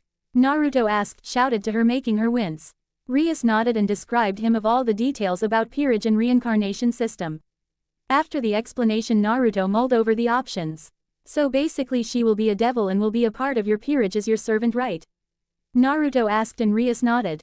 "Okay, please save her and give me all the details about this peerage system later," Naruto said and Rias nodded. She fished a bishop piece from her pocket and started the ritual to revive her. After some time, Asia began to breathe, making Naruto and Issei happy. Naruto already reinstalled the sacred gear inside Asia, which now adorned as 2 rings on Asia's fingers. "Asia," Naruto shouted as he enveloped Asia into a hug, making said girl blush. "Naruto-san," Asia said timidly. "Let's go back home," Naruto said and Asia nodded with a hi. "President, can I go with them?" Issei questioned, wanting to go with Naruto to make sure she is fine. "Issei, from now on you are in charge of her as her senior demon." "Okay," Rias asked, looking at Issei. Issei looked happy and shouted a hi and ran after Naruto, leaving Rias and others there. "Is it okay with you, President?" Akeno asked. "Yeah, I wanted her sacred gear as well as a chance to make Naruto-san our ally," Rias replied. "Okay everyone, let's get going, we have a big day tomorrow." Hi, it's middle of the night, the moon is shining in the sky, blanketing the earth with its ethereal glow. While people of all over the Kuo town are fast asleep, a certain person couldn't sleep. Said person is none other than Naruto Uzumaki. He is reminiscing about all the events that happened today, starting from their happy shopping trip to eventual end of Asia and later her resurrection as a devil at the hands of Rias. After the pressure and sorrow of Asia's condition vanished from Naruto's mind, and now that he can think clearly, he realized that one way or the other he completely danced to the tune of that red-haired devil. He realized that girl played on his emotions when he is at his worst, and in one go not only she acquired a powerful artifact in the form Asia and but also a leverage against him. "Well played, devil," Naruto muttered to himself. He made a swipe down motion with his right hand, bringing his interface window and selected options to look at the various things that are available in that window. He skimmed through it like a madman. The recent events that happened with Asia really opened his eyes. He can no longer take it slowly when his only friend is involved. "I have to step up my game," Naruto said himself. So while skimming through his options window he came across an option that really brought a devilish smile on his face, which was labeled coding decoding. This window is only available in fewer games due its cheat-like nature. Basically it allows the player to directly interfere in the game and change it to their liking, ranging from modifying the avatar to changing the very rules and laws of the game. So if it's anything like that, then it's possible he could give Asia back her humanity. So without delaying a second, Naruto ran towards the room where Asia slept, taking in consideration of not to wake her up. Naruto brought his hand, which are glowing green, and put it in front of Asia. This is an ability called Scan. As the name implies, it scans the target and shows its scanned output in the interface screen. It's the advanced version of Inspect, but unlike Inspect it shows the full detail of the scanned object in the form of coded programs. The scanned data he obtained from Asia showed in the term of complex codes and programs on the screen. He observed that while the outwards appearance remains same, but the same couldn't be said for her internal structure. The Avera LL physical data is different than what he remembered from earlier when she was a human, and the center of change is the uniquely coded program in shape of the bishop piece of chess. And what more, the bishop piece has a code that linked to another data. In other words, this bishop piece makes Asia connected to somebody else. That fact pissed Naruto to no end. So he decided to completely change that fact, and with the use of his newly discovered coding decoding, he started making changes in the data structure that is the coded representation of Asia. 2 hours later, it finally completed. It took him 2 hours, but it's finally completed. He finally managed to completely reprogram Asia in a way that will only bring pain and headache to all the devils, literally. He also installed a failsafe function inside her. And what it does, that's a secret. One thing he's sure of, that if anybody does anything to Asia against her will, no matter what they are, they will receive a nasty surprise.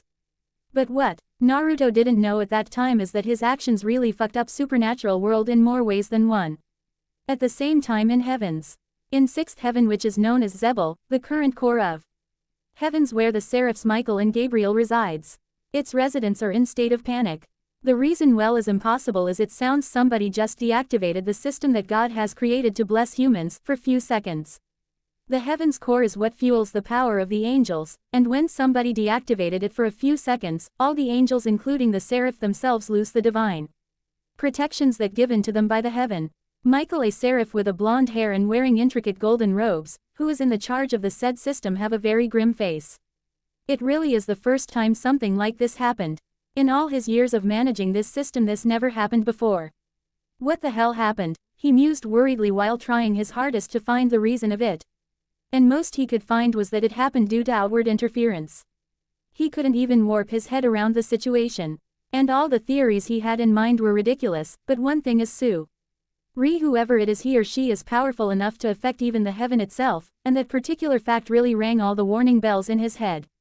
But suddenly he distracted from his musings when other seraphs entered the room. It's time to discuss the situation with others and possibly find a solution to this problem. With that, Michael started the meeting. Next morning. It's 10 a.m. in the morning. Naruto stirred awake in his room from his sleep. Last night was really a tough night for him, both physically and mentally. He groggily stood up and walked towards the bathroom to wash his face and brush his teeth. When he opened the door of his room, he came face to face with Asia, who was standing there with a plate on her hand that contains tea and breakfast for him. "Ah, Naruto-san, good morning." Asia greeted Naruto with her usual accent of being politeness. "Good morning, Asia, how are you feeling?" Naruto asked her. "I am fine," Asia answered with a smile on her face, to which Naruto nodded. "Okay, then come inside and wait there," Naruto said as he walked towards bathroom. After some time, when he returned to his room, he found Asia sitting on the floor with a faraway look on her face, which made him worried. "Asia, are you okay?" Naruto asked. Asia jumped a little at the sudden voice of Naruto behind her. "Ah, Naruto-san, please don't do that," Asia whined, to which Naruto smiled. Asia then sobered up with a sad look on her face as she faced Naruto. "Naruto-san, am I no longer allowed live with you?" Asia asked with a tear on her face that made Naruto really worried. What are you saying, Asia?" Naruto asked, completely surprised at the revelation. "This morning a red-haired girl named Rias came to house. She told me all the things happened yesterday. She also told me, now that I am a devil, I can't pray to God, and that since I am her servant I must live with her," Asia said, making Naruto widen his eyes. "Damn that girl, she doesn't waste a second," Naruto thought while grinding his teeth. Asia, making you a devil was originally my decision. Do you hate me for it? Naruto asked, already fearing for the rejection. But the answer of the girl really surprised him to his core. I would never such a thing as hating you, Naruto-san, Asia said while placing her hands together in a praying motion. She came forward and gently grabbed Naruto's face as she continued. You are my first friend. For someone like me you are like a savior. You risked your life twice in order to protect me, you even took care of me when I was abandoned by what I thought was my home. So I could never hate you. I was very selfish, Naruto-san. I wanted to be with you forever without even taking consideration of your feelings. So maybe God punished me for it, but still I couldn't let go of this selfish feeling from my heart. So if becoming a devil is a price I have to pay, then so be it, Asia answered with a serene smile on her face that brought tears to his eyes. It's first time someone other than his family said such a nice thing to him. Someone who really wanted to be with him. So without consideration he got up and hugged Asia into his chest, making the said girl stammer in embarrassment. Thank you, Asia, Naruto said, making the said girl smile. They stayed like that for a few seconds before Naruto straightened up and looked at Asia with a smile. Besides, why do you leave this house? This is your house from now on. And about praying to God, why don't you find it out for yourself? Naruto said with a twinkle in his eyes. Asia looked unsure for a second but eventually gave in and started praying to God, completely expecting some kind of pain, but it never came. What's happening? Rias-san said that if I pray to God it will cause me some kind of pain, Asia wondered, making Naruto smile. As you can see, Asia, praying to God doesn't hurt you, and also you don't have all the typical weakness a devil has, so be at ease, Naruto said, making Asia surprise. But how? Asia asked, and Naruto just smiled, making the girl understand who was responsible. Naruto-san, exactly what your power is? Asia asked with a cute tilt of her head, making Naruto uneasy. He is weak against cute things. My power. Well, my power is, and Naruto started explaining her about his power in simplest term he could imagine. After some time, when Naruto's explanation ended, Asia was in a state of awe. Wow, Naruto-san, you are so strong, Asia said with a smile. Of course I am, Naruto said with no less amount of pride. And like this their morning continued. With Issei, at an abandoned park, the same place where he was killed by that fallen angel. Issei is now meditating. All around him are the remains of once concrete pavement that was destroyed by Issei's initial practice of his newly acquired power named Re-Taekwondo. Renewal Taekwondo emphasizes on strong and fast kicks. One of its requirements is that of having a strong enough body, which he didn't have, but being a devil really somewhat fulfilled that requirement. The events that happened yesterday was really an eye-opener for him. He failed to save Asia. He wanted to become a harem king, but more of all he wanted to protect his friends, so he need power, and that was provided to him by Naruto. All that was left is for him to cultivate that power. For that reason he is training here since morning. While he didn't proceeded enough in the above form of martial art, he will master all his technique and become powerful enough so that in future he could save his friends. With that in mind he stood up and started walking towards Naruto's home. If anyone can help him, it was him. After walking for half an hour he finally reached at the front of Naruto's apartment. He rang the doorbell and waited for it to open. After a few seconds it was opened by Asia, who seemed to be happy for some reason. Issei-san, good morning, Asia greeted to her other friend. Good morning, how are you? Issei asked kindly. Pervert he may be, but even he have a common sense to not leer at Asia near Naruto. I am fine, please come inside, Asia said as he allowed Issei to enter inside house. Asia, who is it? Naruto asked from inside. It's Issei-san, Asia answered. Issei, just the person I wanted to see, Naruto said as he came to view. Hello Naruto-san, Issei greeted, bowing a little, to which Naruto nodded. Issei, come to my room, let's have a private chat. Asia, can you prepare something for Issei? Naruto said in a serious manner, making Issei gulp. Asia nodded and went inside kitchen. Inside of Naruto's room is not what Issei has expected from a guy's room. It's extremely clean, not even a speck of dust could be seen from anywhere. He entered the room and sat on the ground near a table. Naruto sat across him and looked at him intently before stated speaking. Issei, do you know the true reason behind your death? Issei nodded at that question, having already heard about it from details from Rias. Naruto nodded and made a motion with his hand, and a blue window appeared in front of Issei, making him jump in surprise. What is this? Issei asked in fright. It's the details about your sacred gear, Naruto answered. Issei gulped and no. DDED before looking at the floating window. Basically you have a Longinus class sacred gear, boosted gear, Naruto answered making Issei confused. Rias already said that fact to him. I already heard that from Rias senpai. Why are you saying me again? Well, I am telling you about your gear in details here. Your gear is capable of killing a god. It gradually doubles your power in every 10 seconds, Naruto said making Issei widen his eyes. That's amazing, I can become powerful in no time, Issei said with stars in his eyes. The killing the god part especially is very frightening though, no wonder the fallen angels tried to kill him. Don't get ahead of yourself yet, that have major weaknesses, Naruto said bursting Issei's bubble. First double of 0 is still 0 so you need have pre-existing power.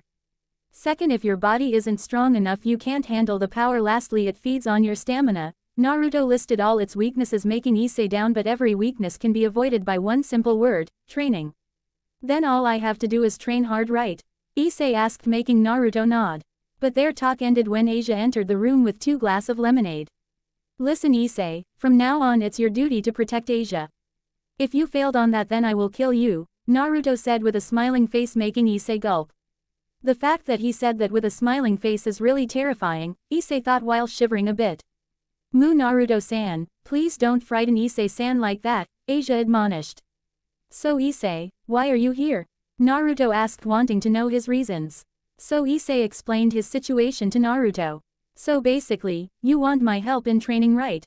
Naruto asked while stroking his chin in thought. Yes, Issei shouted enthusiastically. Okay, Naruto said happily. A looked at Naruto intently who was doing something with those blue windows in front him. Unknown to Issei, Naruto is basically making an alternate universe for him, using one of the options called Platform Materialization. He is making a training environment for him. Suddenly the world around them dissolved into pixels and the last thing Issei saw before his world went black is that of a floating window with frighteningly familiar words written on it. Welcome to Ain Krad. Oh, what happened? Issei groaned as he woke up from his forced nap. Last thing he remembered was sitting near Naruto while talking about how to get stronger. He looked at his surroundings taking in the sight. It's like no place he had seen before, the whole place is that of a grassland. And the weirdest thing is that there is a cursor floating atop of his head. What the hell is that? Issei screamed as he looked at the cursor and a big bar with green light. Suddenly an orange box appeared which has the face of Naruto in it and started explaining what is happening. Apparently somehow Naruto has sent him inside a very familiar game world to make him stronger. Wait, if this world is based on that anime then? Issei screamed then he hurriedly swiped his hand down in hopes to bring the game menu only to find nothing happened. What? He screamed. Just then another window appeared in which a message is written. If you want to access to game menu then you have to say the key word, I am pervert. Issei sweat dropped at the window, he knew Naruto-san deliberately doing this to him. But since he didn't have any other option he took a long breath and said, I am pervert. This time another window appeared with a smiley. Can't believe you actually did that. Well whatever now you have full access to your game menu. You are doing it on purpose. You are just taking revenge on me for ogling at Asia aren't you? Issei screamed at the window with smiley. After calming down after his outburst Issei finally accessed his game menu and immediately went for the logout button and took a sigh of relief when found the button in the window. He hastily selected it only to find a warning message. Warning, you ain't fulfilled necessary condition to use this option. Minimum condition, at least reach level up twice. What? I knew something was amiss but to think it will be like this. Issei quickly opened his street Addis window and sweat dropped at his status. Name, Issei Hyudo. Title, The Pervert. Level, 6. HP, 300 300ths. MP, 30 30ths. Issei Hyudo is an average boy with above average libido hence earning him the title. He was killed by his first ever girlfriend which happened to be a fallen angel and later reincarnated by Rias Grimori. Wait, why the hell I am telling you about your life? Even the ones reading it knew about you. So let's skip this explanation shit. Yeah, in a nutshell, you are weak as fuck and I can't leave Asia in your care. So since you asked me so nicely I have prepared this training program. So I advise you to at least level up thrice before logout. Logout condition, level up twice. Perks, WELIDER of the boosted gear it doubles your power in every 10 seconds with cost of your stamina. Devil. Of Grimoire House. It gives you above average social standing in Underworld. User of Re Taekwondo. It's a godly martial art that is capable of unnatural feats. If you want to know more, then go and read the God of High School manga. The Pervert. It's self-explanatory. Reduces your social standing AMOMG women. It also increases your arrow power. Instant healing from the wounds given by beautiful women. Ha, I should have expected this. So I have this fighting style similar to Jin Mori of that manga. Issei said as he read his stats. But I have some really cool powers, an ability to double my power in every 10 seconds. Issei cheered, but his cheering ended when a loud roar was heard near him. Yelping in surprise, he turned to face the source of the sound only to come face to face with a massive armored skeleton. There is also the info about the skeleton that automatically shown in front of him. Name: Skeleton Lord. Level: 10. Special attribute: can summon minions. You got to be kidding me, Naru. To San, Issei shouted and dodged a massive sword swipe from the skeleton boss. With Naruto. I wonder if Issei-san is alright, Asia asked in wonder while sitting near Naruto, who is currently reading a book about complex coding. Issei will be fine, Naruto dismissed her worry. Hi, if you say so, Asia said unsurely before shrugged off her worry and contently watched Naruto while sitting across him. Is something wrong, Asia? Naruto asked her while still looking at his book. Asia gained a blush at the fact of getting caught and made a cute sound which sounded, how? I am sorry, Naruto-san, she apologized while bowing to Naruto. No need for that, Asia, and you should learn to know when someone is joking, Naruto said while sighing at the Asia's attitude of taking everything literally. Hi, she said while a blush still present on her face. Naruto-san, do you think Lord will be angry at the prospect of me being a devil? Asia asked seriously. I don't know, but I am sure God will not angry at a cute girl like you. Besides, if he will be angry at someone, then it will be most definitely me, Naruto said while smiling. Why? Asia further questioned. Because it's me who made you a devil after all, Naruto said with a frown as he still blames himself for Asia's current situation. He was surprised when the shy girl suddenly hugged him while burying her face the crook of his neck. Naruto-san, please don't blame yourself. Whatever you did, it's to save my life. I am thankful for that, because in this way I will be able to spend all my time with you, Asia said with a whisper, making Naru to surprise at the bold claim and the raw emotion. Naruto Uzumaki blushed. Awkwardly he moved his arms behind her back and gave her a hug. Thank you, Asia, Naruto whispered. So what's the plan today? Naruto asked. Nothing, Rias Bushu said, to explain my situation as well as to do arrangement to get me a familiar, Asia said, and Naruto nodded. Whether he like it or not, Asia is currently Rias's serve. And so she had complete control over Asia legally. At least for now, Naruto thought while stroking Asia's hair. Back to Issei. Issei shouted while running away from hordes of skull grunts summoned by skull knights. While they were weak, they made up for it by the sheer number they possess. You can't do anything while running away, Shonen, a voice said from his side. Issei looked at his sides only for his eyes to fly from his sockets in One Piece style. Kya, it's a pixel version of the village elder that appears in the Dragon Quest game series, Issei shouted while pointing at the village elder that seems to walk sideways like that of a crab. You can't do anything while running away, Shonen, the village elder repeated. It's even repeating the same sentence again and again like the game, Issei shouted again. What the fuck I do? Issei shouted while running away. Suddenly something clicked on his head, making him stop. He came to a sliding halt and faced the hordes of skull grunts coming at full speeds. He angled his legs same as how Jin Mori did in manga and shouted, Bobop way of walking. By the knowledge given to him by Naruto and the ways shown in manga, he able somewhat recreate the move. And like manga, he started to move at a very high speed at the approaching skulls and started kicking them to their necks. Sickle, Issei shouted out the name of the attack as compressed air in the shape of a sickle went in high speeds at the approaching skulls and instantly got rid of over 6 of them. But Issei didn't stop there. By further using Bobop, he started attacking the remaining skulls, and within few seconds he got rid of them all. Congratulations. 32x critical hit. 3000 express gained. Level upped once. Stamina increased by 10%. The window appeared in FR. Aunt of Issei, who was collapsed on the floor in taking air greedily while his whole body ached due usage of such intense body movements. Damn, my body hurts, Issei groaned while lying on the floor.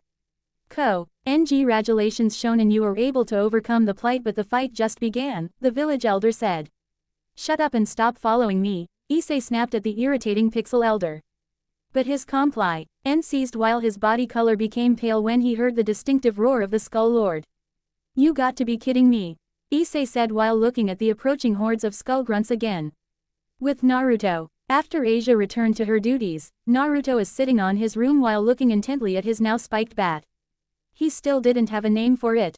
He needed a very strong weapon of his own if he wants to fight with close quarters. While his abilities are pretty hacks, it still needed some time to skim through or command, which he didn't have the luxury of while fighting an opponent very skilled in close quarters. Looking at his bat, he remembered how it changed its appearance when he channeled holy energy into it. So forming a plan, he quickly selected the customize menu and started customizing the bat.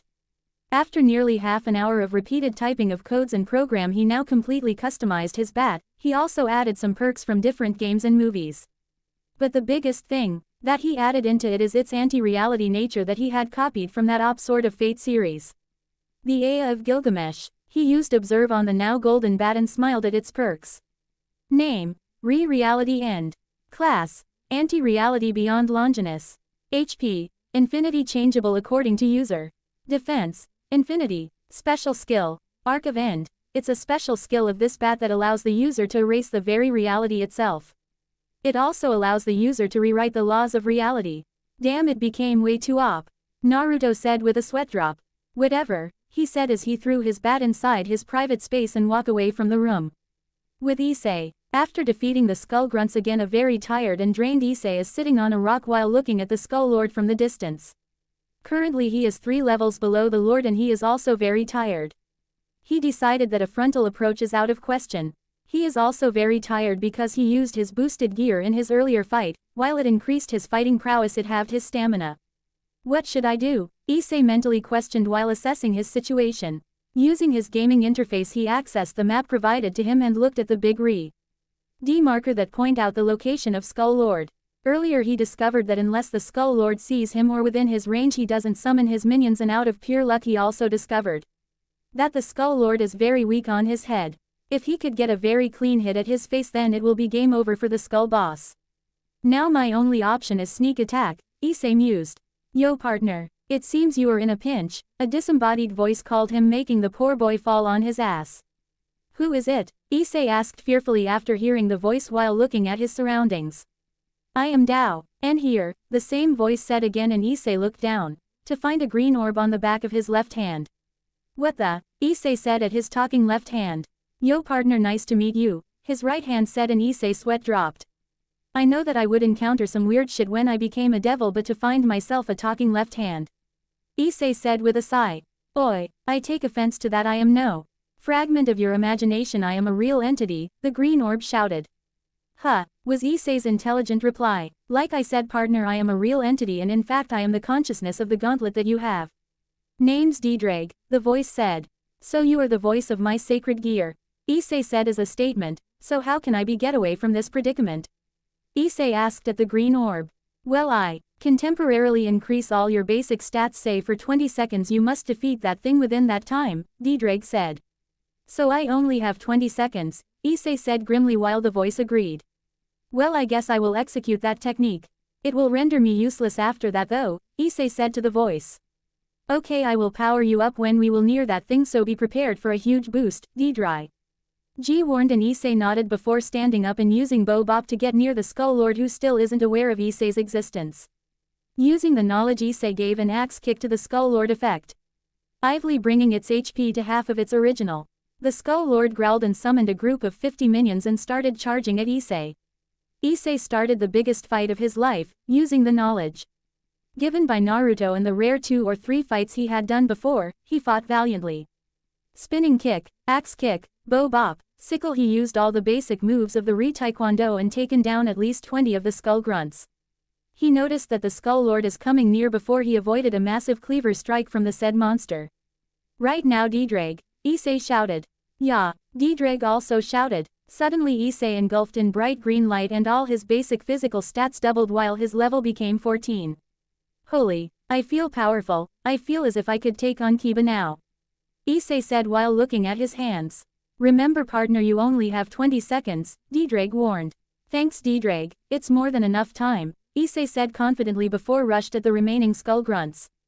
12 seconds la. Tear he completely decimated the skull grunts, and now only remained as the skull boss and 2 or 3 skull grunts. Yosh, I am going to execute that, Issei said loudly before he rushed at the enemy. In the midway he stopped and turned 360 degree.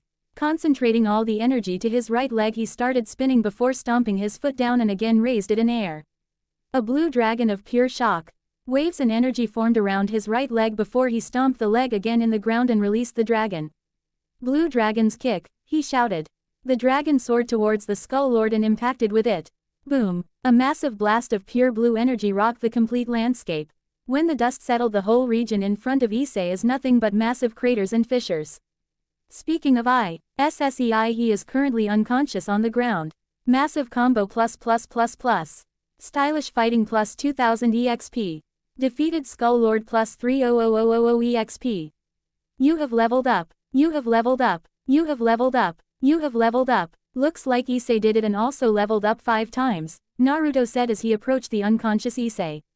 Well, whatever, let's get you home. The world dissolved into pixels again and the unconscious form of Issei is now lying in the bed of Issei's room. Somewhere else, a red-haired girl of 12 years old is pacing up and down in a room which suspiciously looked like that of a medieval Japanese home. Beside her is a golden-haired young girl with golden eyes wearing what looked like Hime Miko outfit. Both seem to be normal girls, but there is a key difference. Both the girls have 2 fox-like ears on their heads instead of normal human ears, and also both of them have fox tails on their backs. Despite what it looks like, they are not cosplaying. These ears and tails are original biological traits considering they are not humans. Calm down, Mi-chan. The golden-haired girl said softly. How can I calm down, Kuno-chan? Oni-chan didn't called me since 2 days, he even didn't message me. He also didn't updated his Facebook status, Mi-chan ranted while Kuno's sweat dropped. Calm down, okay. Oni-sama must be busy with his works. Kuno tried to placate the hysteric girl, while she herself is worried about him. She didn't behave like an overprotective girlfriend that currently exhibited by Mito. Busy. Mito snorted in a very unladylike fashion. I think he must be deceived by some blonde bimbo right now. My Oni-chan trouble senses are tingling since last Friday, Mito said. Naruto suddenly sneezed on his room while Asia sneezed on the still cooking lunch. How the hell you got the perfect description of the supposed girl? And why is it a blonde girl? Kuno asked in a mild sweat drop. I can tell, me and Oni-chan are connected through a bond stronger than the blood relation, we are predestined to be together. Mito started ranting again about her incestuous fantasies about her eldest brother, while on the side Kuno also blushed at the proclamation her friend is making. She didn't even know where the hell she learned all those things. Their attention shifted when suddenly Mito's phone rang. She ran towards the phone and a big smile appeared on her face when she saw the name on the caller ID. Without delay she answered the phone with a massive blush and started talking. Off the side Kuno also blushed a little at the name on Mito's ID. It's written, Naruto Oni-sama calling. Boom. A massive explosion rocked the landscape as a mushroom cloud could be seen from a distance. From within the smoke cloud a figure came and crashed into the ground, forming a massive crater. The figure that crashed is wearing a red draconic armor. There is a green gem embedded on the figure's chest. This person is none other than the resident pervert Issei Hyudo, who is training with Naruto in order to achieve his dream and protect his comrades. Issei groaned as he stood up, albeit with shaking legs, and looked towards the one responsible for his condition. He started training with Naruto a week prior, and the intense training he endured is out of this world. Who knew beating Zangief is that hard, even though he is the weakest and lamest character in Street Fighter game. He also found out that Naruto's power somehow makes fantasy into reality, a very fearsome power if he says so himself. Issei promised him to keep that fact a secret since Naruto didn't want others to know it. Even if SSEI wanted to tell others, he couldn't say it without his permission, otherwise he would die. He suddenly became alerted when a shadow appeared within the still flying dust cloud. The dust clouds then cleared by a massive windstorm. Now that the dust cleared, he could see the figure that he was fighting earlier. He is wearing an orange t-shirt with black short pants, sports Snickers and a black Monster brand hat. The figure is holding a wicked-looking baseball bat that sure is not an ordinary bat. The figure is none other than Naruto, and the bat he is holding is his recently upgraded overpowered weaponry. Oh yeah, is that it? Is that all you got, Issei? Naruto taunted to the now panting Issei, whose draconic armor was already vanished as it reached its limit. Pant. Why can't I land a single hit on you? Issei groaned as he tried to stand up but failed miserably. That's the point, pervert. Your goal is to land a perfect hit on me, Naruto explained as he randomly summoned a chair and sat on it. 1 week ago suddenly Issei barged into his house and begged him while in a Dageza position to train him even harder to the point he could take on strong guys. Apparently the boy has shown the strength of Rias girl's peerage and felt rather inferior. And Naruto also have no qualms against fulfilling the kid's wishes. It is a win-win situation for him. Though only for 1 week ND for 1 hour a day Issei is training with him, but actually it's been 70 hours had it been in real world. It's all thanks to Naruto's hacks powers. With his powers Naruto created a virtual world that has a different time flow than the real world. In that world 10 hours is equal to 1 hour in real world. So in that world Issei is training every day for 1 hour, that is for 10 hours non-stop. In those hours Naruto made him fight with all the characters and warriors that he had ever seen in games and animes. And for last 2 days, meaning 20 hours, Naruto himself is fighting with him. So you want to quit here today? Naruto asked as he looked at the clock of the real world. It's already been 8 o'clock and Asia would be waiting for him. No Naruto-san, I want to train some more, Issei said as he shakily stood up. Okay then, be prepared, here I come, Naruto announced as he lunged at Issei, who clearly dodged his strikes and attacks. Issei skillfully executed all the moves of his Taekwondo on Naruto, who dodged all of them, albeit with a little difficulty. Fighting with Issei while holding back is really not pretty. Issei original, twin dragon kick, Issei shouted as his leg enveloped in a blue glow and an image of 2 dragons appeared behind him. He did a 360 round and planted his left leg on ground. Using the momentum he thrust his legs at Naruto. 2 blue dragons purely made of kinetic energy and shock waves moved towards Naruto in blinding speeds. Naruto simply held out Ri and muttered, "Barrier." A red barrier formed in front him in a triangular shape as the dragons collided with it. Boom! Again there is a massive explosion as the ground tore itself apart from the force of the attack.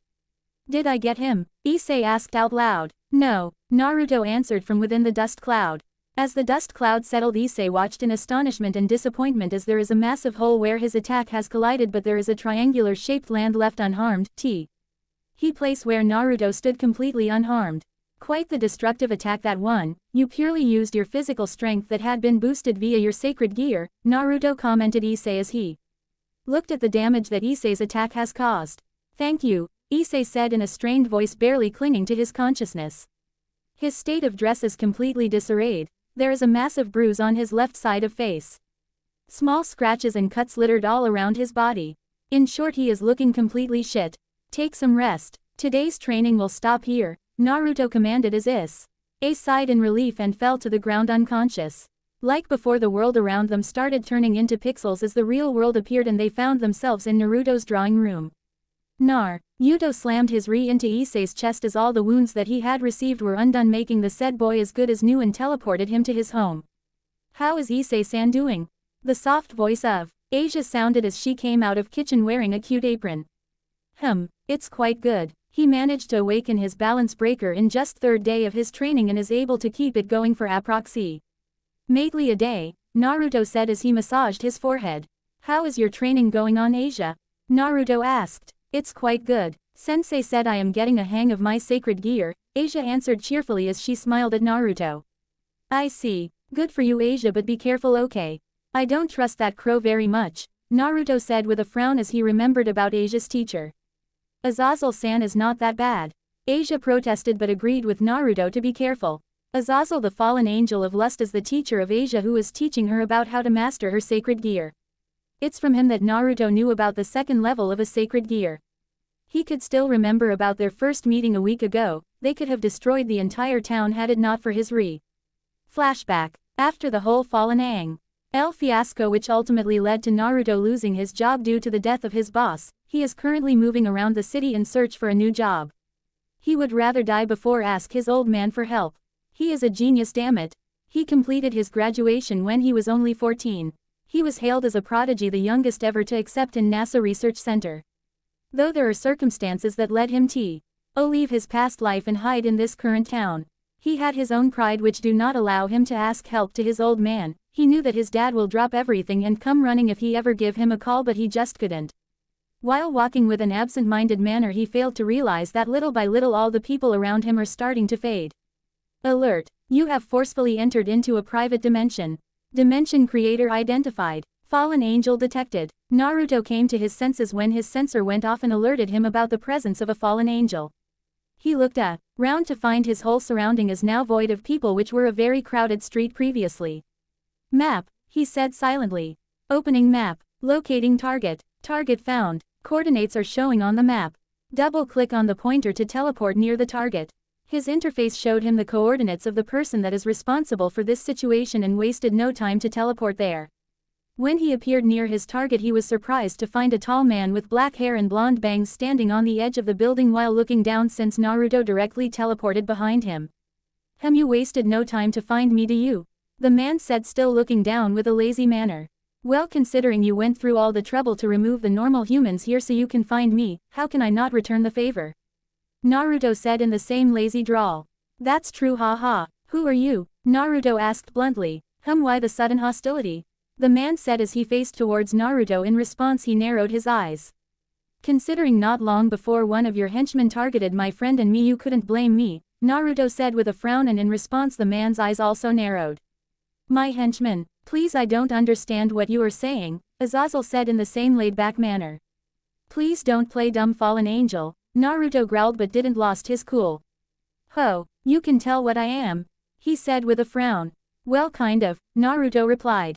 How intriguing. Let me introduce myself then. I am Azazel, the fallen angel of lust and the leader of the fallen angel faction. Gregory, the man introduced in a grandiose manner. Ho, I see. I am Naruto Uzumaki, so what do you want from me? Naruto said coolly, but he entirely different inside. Uzumaki, this boy is related to them. The man thought after hearing his last name. Naruto on the other hand is using his skill, observe, on Azazel. Inspection complete. Updating databases. Showing saved file. Name, Azazel. Level, 170. HP, 100,000 100,000. MP, 1,500,000 1,500,000. Affiliation, Gregory. Shit, his power is through the roof. Why the hell am I getting involved with these shits? Naruto thought with a grimace. He didn't let his guard down even a slightest bit. In fact, he already opened all the self-defense applications of his interface. So what do you want with me? Naruto asked with a bit of edge on his voice. But instead of answering, Azazel created a medium-sized light spear and threw it towards Naruto. Naruto's eyes widened when the fallen angel attacked him suddenly without warning, but thankful. Why, his self-defense mechanisms are active. Barrier level 5 activated. The message appeared in a green box as a blue cubicle barrier formed around Naruto and protected him from the harm of the light spear. Azazel was impressed at the awareness of the boy who erected the barrier just after the 0.00003 seconds before his spear impacted with it, but he was surprised when instead of blasting or dispersing it normally tends to do, it simply vanished inside the barrier as if entering inside a water body. How intriguing, the fallen angel thought. Oh yeah, that could have killed me, fallen angel. Naruto saw it in a very laid-back manner, but there is a hint of anger on his voice. That's what I am aiming for, boy. Azazel answered, but I have to say you got quite the barrier there. Boy, thank you, that's W. Had I would have liked to say, but considering you nearly killed me I will refrain from doing so, Naruto said. Ho, you look quite calm for someone who nearly died just now, Azazel commented. Meh, what can I say? Recently I am getting into this kind of situations a lot, Naruto answered the man's question with a careless shrug. I see, Azazel muttered, then vanished from his position before Naruto could even blink, and Naruto felt like a train has smashed into him a few milliseconds after that.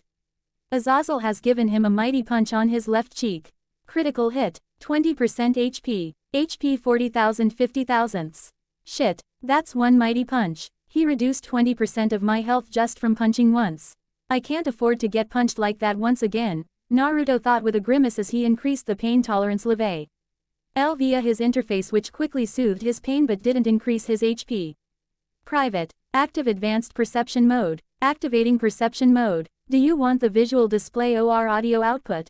Visual via mini window. Command accepted. Please wait while the safe perception mode activates.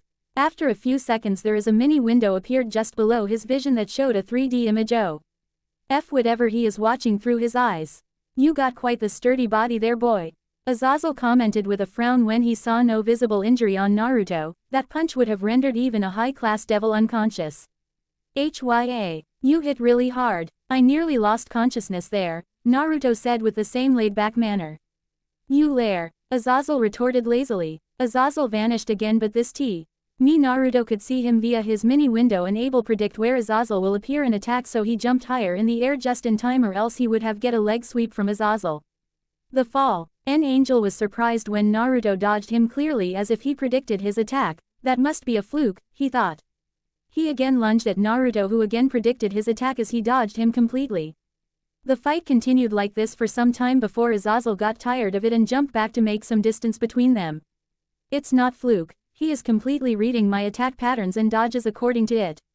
What the hell is happening here? Azazel thought with furrowed brows at the turn of events. Naruto on the other hand is busy with his interface system. Private, do you got the data? Yes, data received. It's already saved inside the database. I see, Naruto said to his interface as he swiped his hands to the side, erasing the dialog box. He already made his interface voice as well as thought-activated process, so it's not necessary to operate it manually. Open command prompt. Naruto commanded in his thought as a black command prompt box appeared. Execute the equality prog. RAM, he thought as thousands of written codes started appearing on the CMD as it started to run the program. The program is very simple. It takes two objects, in this case it's him and Azazel, then UC. In equality codes, which was written in C++ language, he made obj1, which was Azazel, equal to obj2, which was him. His powers and interface made the program into reality, and Azazel suddenly felt a massive decrease on his health as well as physical status. He felt as if he became weak. Naruto used inspection on Azazel again. Name, Azazel. Level, 60. HP, 40,000 40,000ths. MP, 60,000 60,000ths. Affiliation, Gregory. Currently under equality effect. It worked. Naruto unknowingly shouted and was heard by Azazel. It's your doing. I see, somehow you made me weak, Azazel said with a frown. Originally he thought that after defeating the boy he would explain the reason of his arrival and maybe they could form some type of alliance, but now it seems it will get harder for him to defeat the boy, not because he is strong but because Azazel couldn't understand the nature of his powers. He was sure it's not due to any sacred gear as he sensed none, it's entirely boy's own power. Quite the fearsome power, able to enact barrier instantly, able to predict moves and somehow making the enemy weak. Azazel mentally crossed out the things he had learned. And the worst part is that this boy is making him excited. It's been long since he has any serious fights, and fighting this boy is really bringing his inner warrior out. This time Naruto is on offensive as he lunged towards Azazel and drop-kicked him.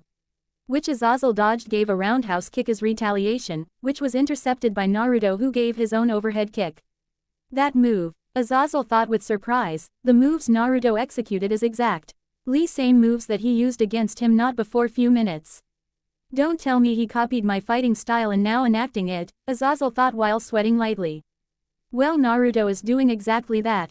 When Azazel attacked him earlier, he saved all his attack patterns and downloaded it to his brain and adjusted his physical status accordingly, and now executing it with his own addition. As Naruto attacked, little by little Azazel pushed back, which ultimately resulted in kick to his stomach. Azazel flew back several steps as the kick landed on his stomach. That hurts, boy, Azazel said with a pained grunt. I know, that's why I kicked you, Naruto said without missing a bit. Azazel summoned a massive light spear which drained him quite a lot, that was shown on his face. He started sweating a lot as he struggled maintain the spear and threw it towards Naruto. That's when a weakness of equality program showed, as Naruto also felt the drain on his MP, but Naruto knew about it and already prepared beforehand. Before Azazel threw his spear, he quickly closed his equality program and immediately executed an inheritance program. Closing equality program. Enacting inheritance condition. Enter the source. Azazel. Source Azazel found. Activating inheritance from Azazel. Inheritance from OBJ1 foot Azazel. Completes. Naruto felt the strength of a fallen angel entered his body as he forcibly inherited Azazel's powers. Inheritance is actually a term used in C language which means to inherit something or to get something from an already existing source.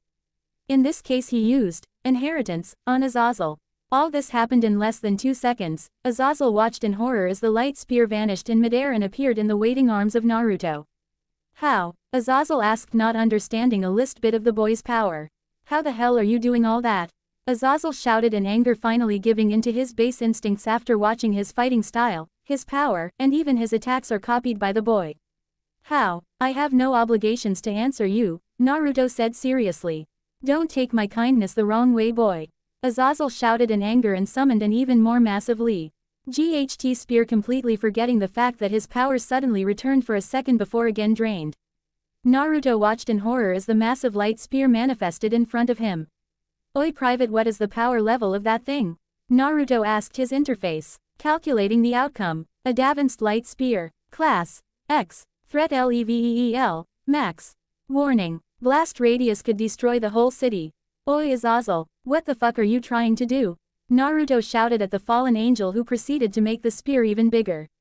It's no use, he is completely snapped, Naruto thought with grim aces. He decided to finally bring out his He opened his inventory and grabbed the handle of with a mighty tug he pulled out in all its glory. Azazel, who was completely on battle frenzy, the light spear at Naruto, who brought his and made swing motion. The bat collided with the light spear. There is a brief struggle between the both before Naruto activated Arc of End. Using it, he first erased the existence of the light spear before rewriting the past about 2 seconds where Azazel yet to throw his light spear, and instead made it so that he would be completely drained and lose his consciousness. The time of whole world changed and reverted back 2 seconds, and with it the history as well as future also changed. That day Naruto unknowingly changed the future and prevented a great war that would have destroyed everything. Azazel fell to ground with a thud, completely unconscious. Naruto also fell to one knee, as using his Arc of End really drains him a lot. Damn, I hope it doesn't come back to bite me on the ass later, Naruto muttered as he erased the barrier Azazel erected and fled from there. Flashback end. After that day Azazel came back after 2 days, and this they had a civil talk where the fallen angel apologized for his unsightly behavior. Later they talked about random things, and from there Naruto knew about sacred gears. Azazel also ended his unemployment problem as he gave Naruto a job, and it's also having a handsome salary. At the end of the day Azazel took it upon himself to train Asia on her sacred gear as a form of apologize to Naruto. Suddenly his phone rang twice, indicating that it's a message, and its sender is none other than Azazel, and it seems he had a job for him. He opened the message as a profile of a person appeared. He have to catch that person. Naruto's eyes widened when he read about the person, and even more when he read about the current sighting of the target. It's Kyoto, the place of his home. Shit. After going through the profile of the person at least twice, Naruto blinked his eyes as a vein popped on his head. Name: Jack. Status: alive, Rouge fallen angel. Wanted for serial rape and murder. This person usually targets little girls. Recently sighted on Kyoto. Action: capture at all cost, dead or alive, is what written on the profile. While his actions have made Naruto angry, the current location of that person rang all types of warning bells. Mito, Kuno, I hope both of you are okay, Naruto thought while looking very worried. He quickly fished out his phone and called to Azazel. Hello, Azazel said after receiving the phone. Oi, what do you think of me? Your errand boy. For this kind of things send someone else. This is not in our agreement, Naruto raged at the phone. Sorry for the trouble, but you see, the thing you wanted the most is actually with him, Azazel said with a chipper voice. What? Yes. When he has gone Rouge, he had taken certain things with him, and the thing you wanted is one of them, Azazel said. I don't trust you, but I will hold on to your word this once. If it's revealed to be a fake, I will make you an old man who couldn't even make it stand, Naruto threatened. Azazel paled at the threat. I assure you it's complete genuine. For your sake I hope it is, Naruto said and hung out his phone. Sigh, out of all place, I have to go there, Naruto said to himself as he swept his arms on air, bringing his interface home screen. He didn't hate that place per se. It's just the fact that if he has to go there, then no doubt they will find him and make him more miserable by their constant pestering. Private search for the person, Jack Conbolt the fallen angel, Naruto commanded. Searching. 90% match found. Showing search results. And immediately several screens appeared revealing the man, which matches the photo sent by Azazel. Jack is a moderately handsome man with a roguish look.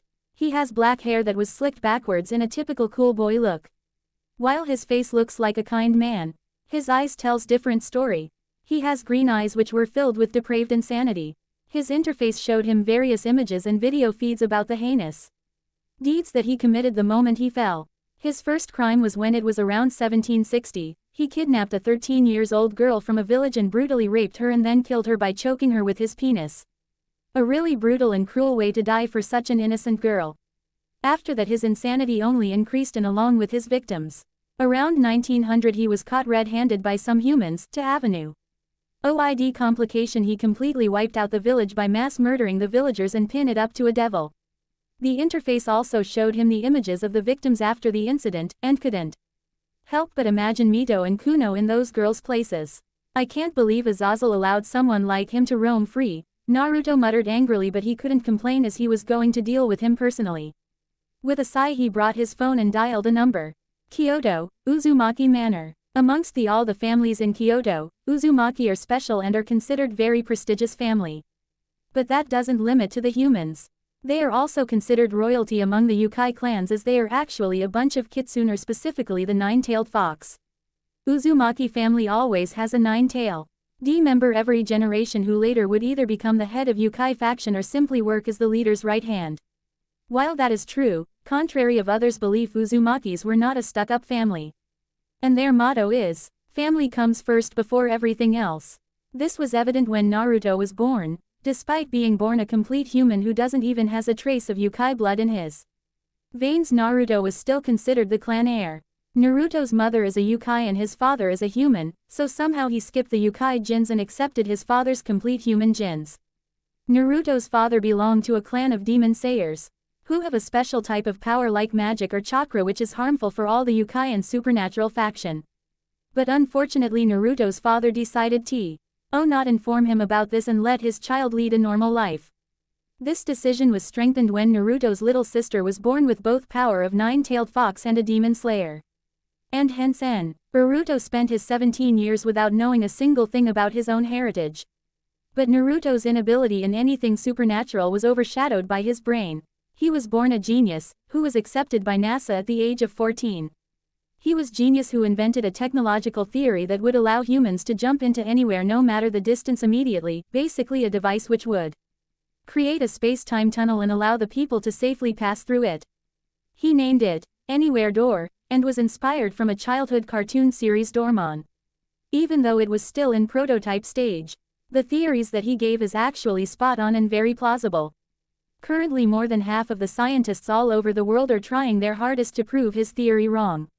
And like brother, his sister is also considered a prodigy in chakra manipulation and other Yukai arts, especially Jujutsu. Even though she is only 12 years old, she already has 9 tails, a feat accomplished by the current head's daughter and her best friend. But unknown to others, the girl that was an example of proper lady in the Yukai faction has a huge case of brokon or brother complex. She can be considered a hardcore brokon. Her obsession with her elder brother was legendary in her family. Currently the said heiress is sitting on her study table while listening to her teacher drone about the history of Yukai and their involvement in all-out Japanese history. Suddenly her attention shifted when her phone vibrated once. Getting curious, she opened it, completely ignoring her teacher's disapproving look. The moment she read the message, a million-watt smile bloomed on her face. She instantly got up from her swat and ran through the hallway of the mansion towards the place where she was sure her mom and dad were, while shouting along the way, "Mom, Dad, look whose message I got." With Naruto. Naruto is currently busy packing his stuffs. He was given an important job by Azazel to retrieve a CERTAIN artifact which according to the pervert is with a high-class criminal. The only reason he was listening to Azazel is for the artifact and so that he could stop that bastard before he could harm his sisters. Asia entered Naruto's room holding a tray containing tea. When she saw the large suitcase that Naruto is packing his stuffs into, she became curious. "We are going somewhere?" she asked as she placed the tea tray on a nearby table and sat on the ground. "No, I am going somewhere. Don't worry, I will come back within 3 to 4 days, Naruto replied without looking back at Asia. Naruto looked back when Asia didn't reply and saw a wide-eyed look from the girl. "Oh, don't worry, I am not going to abandon you or anything," Naruto said as he rubbed the girl's head. Asia smiled when she felt the soft pat on her head. For a moment she had thought that Naruto-san was going to abandon her. How she regret that thought now. Oh Lord, please forgive me for doubting such a good man, she apologized to the god in her head. Listen, everything you need is in the house and take this, Naruto said as he handed her a credit card. If you need money for anything then use that. Asia nodded. Naruto finally finished his packing and sat near Asia while said girl started pouring the tea into his cup. He slides his hand through the air bringing his interface and started doing random things in it. No matter how many times she sees it, Asia still gets amazed at the godly power Naruto holds at his fingertips. How Asia could see Naruto's interface? Well, that's simple. Naruto always keeps Asia connected to his interface like an external USB device. While it does no harm to her whatsoever, it helps in protecting her, and by any chance if Asia is any mortal danger then his interface will save Asia's soul by uploading it into HDD, and later they could just revive her by downloading the data and soul into a new body. He isn't doing the same mistake twice. Naruto finally finished his tea as he laid down putting his head on Asia's lap. Asia got startled at first but smiled and started moving her hands through his hair with a mild blush. Before long, Naruto was already asleep.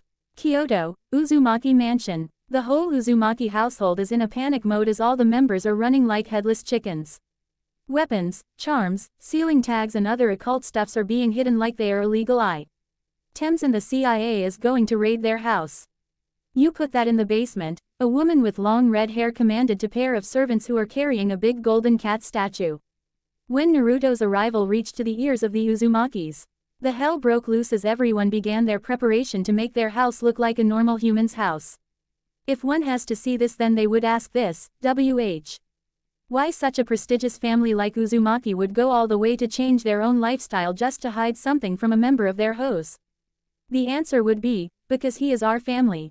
Even though, he was born complete human without an ounce of Yukai blood in his veins, Naruto is widely loved by the members of the Uzumaki family. Not only is he kind and considerate to everyone, he also smart, ingenious and not to mention a humble and polite one. More than half of the young girls in family had a crush on him, much to Kushina and Mito's annoyance. Minato meanwhile couldn't be more proud of his son for all the wrong reasons. Mito ran inside the room holding her phone.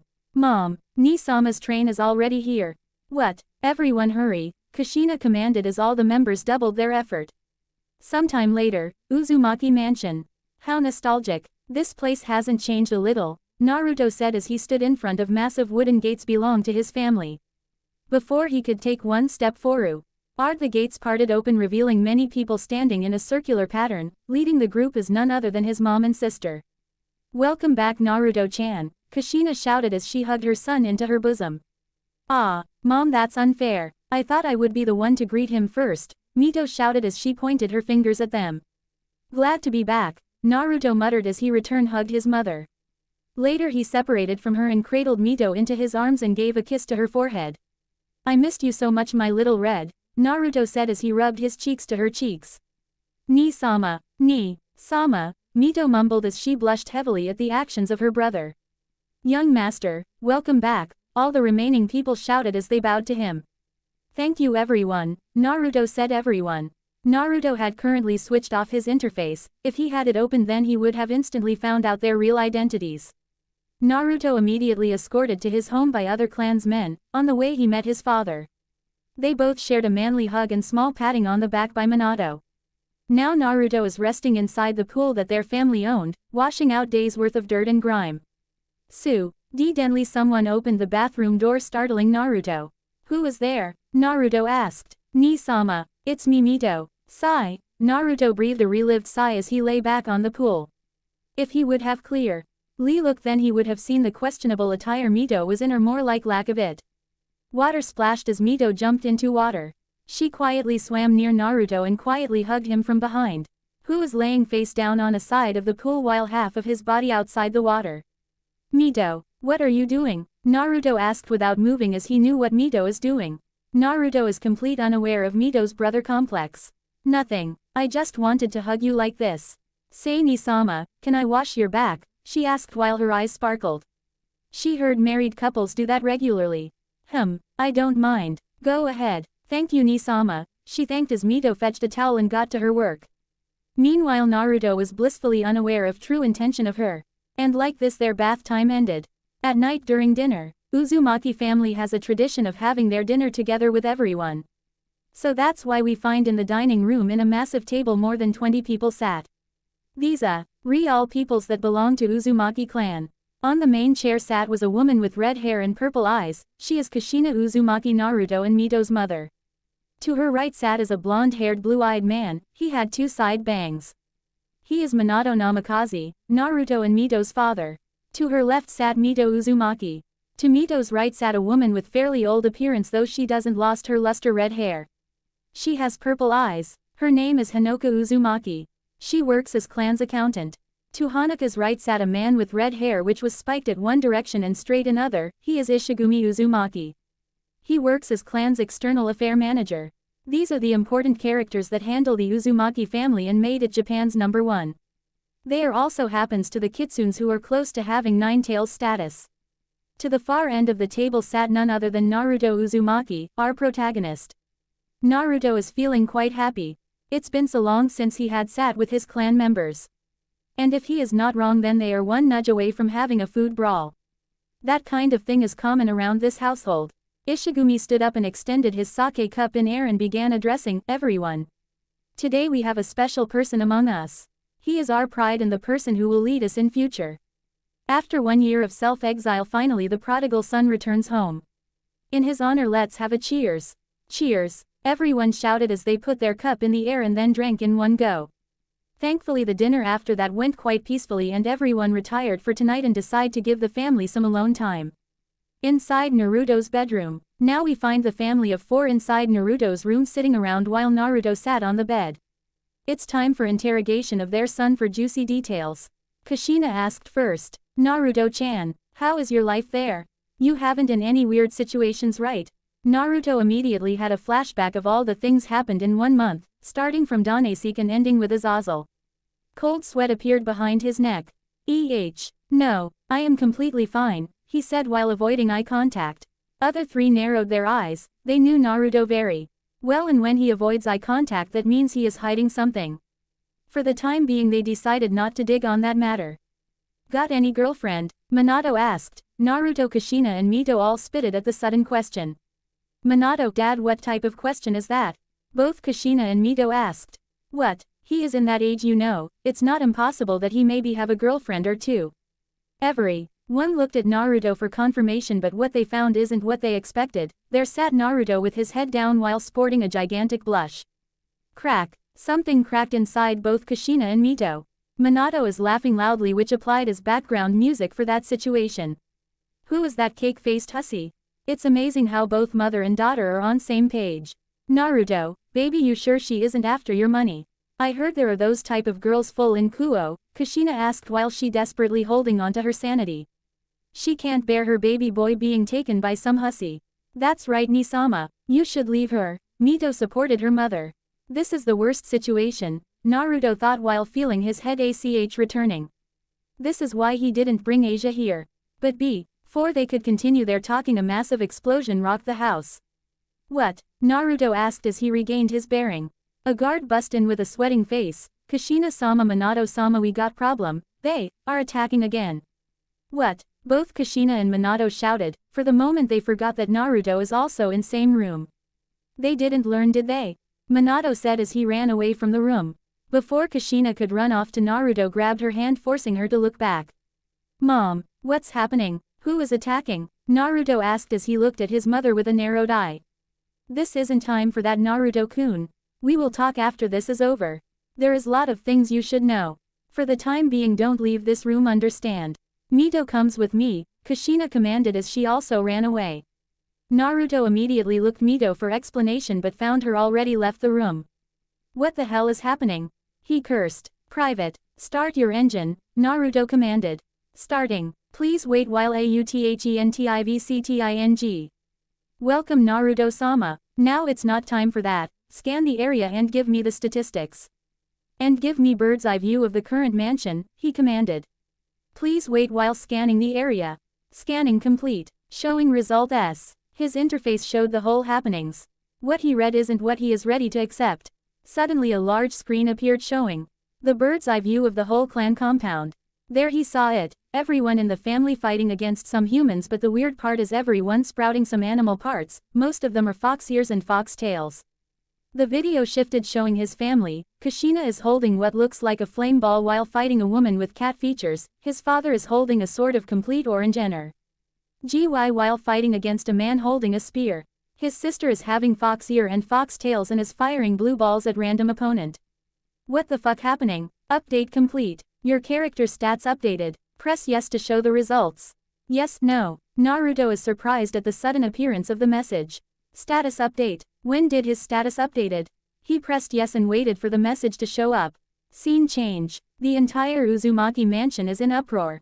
They were having their nightly rest after their celebration due to return of their young master, but so fuckers decided to throw a monkey wrench on their happy atmosphere.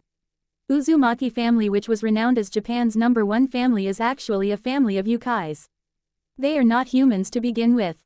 This family has a history dated back to the era when gods roamed freely with humans.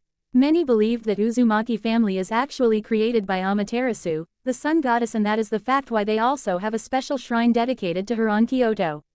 This family is a very powerful family, and there is always someone with a 9-tailed status in the family. What makes them most dangerous is their usage of chakra. Chakra is a kind of energy that are used by the yokais. The Uzumaki family discovered many ways to use this chakra and created a special types of soldiers called shinobi, or ninjas.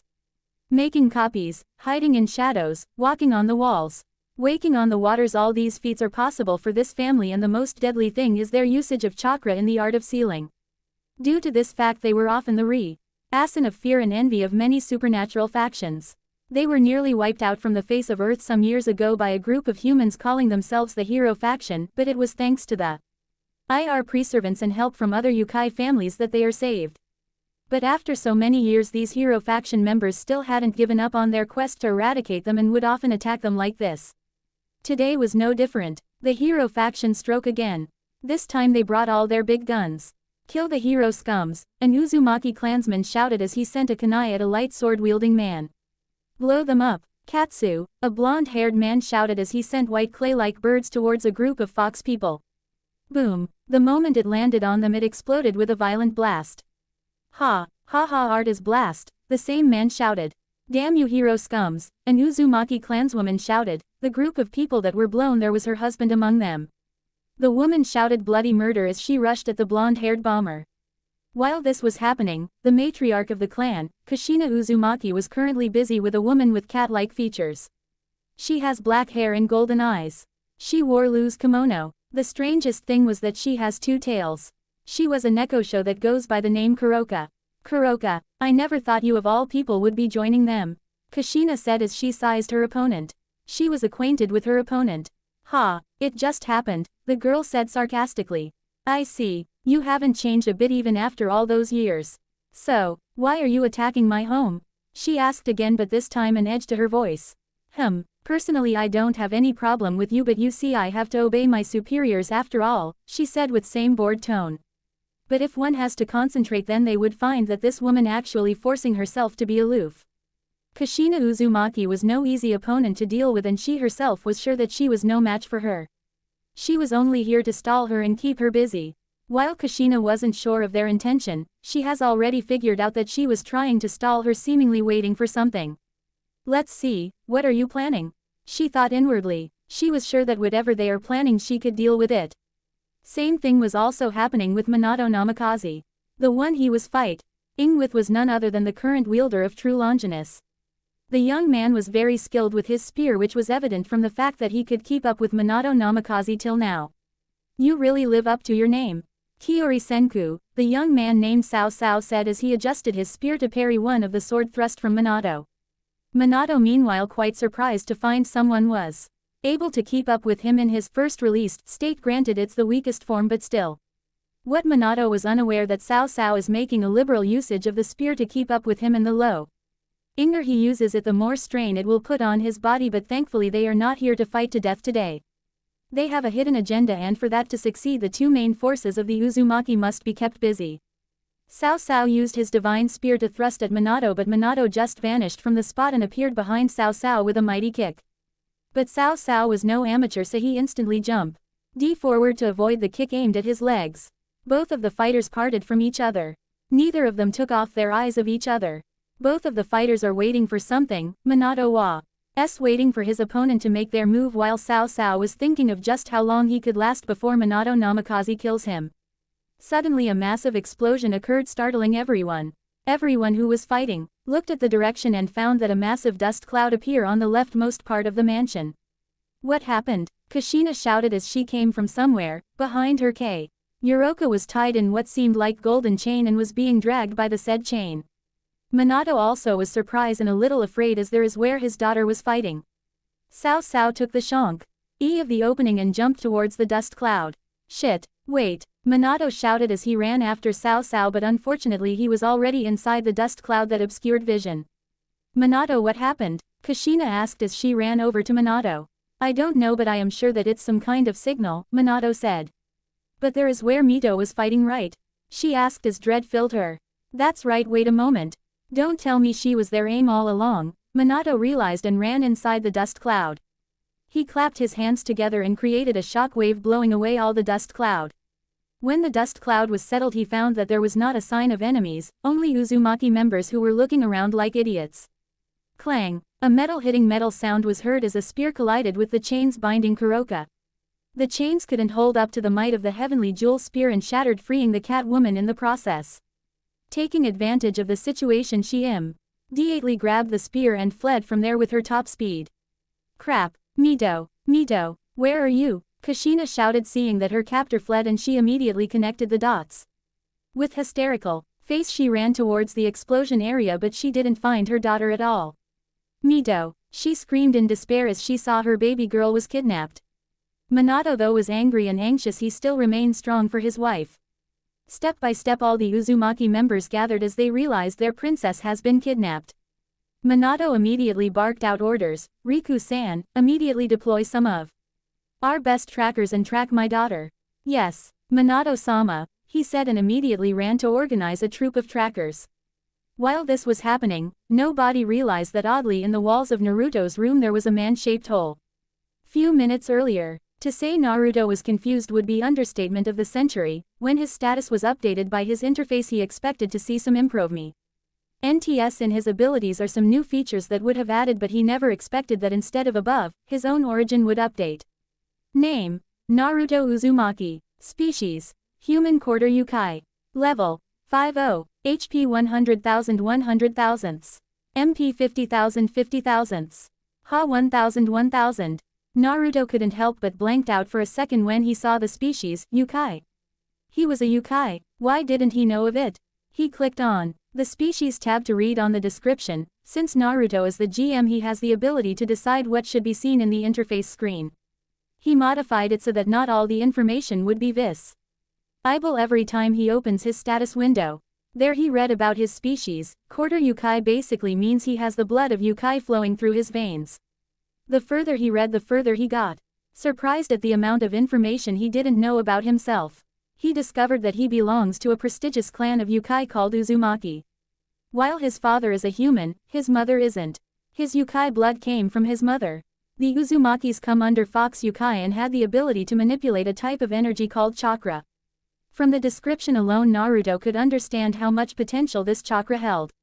But when he was born, his body contained not a single shred of chakra.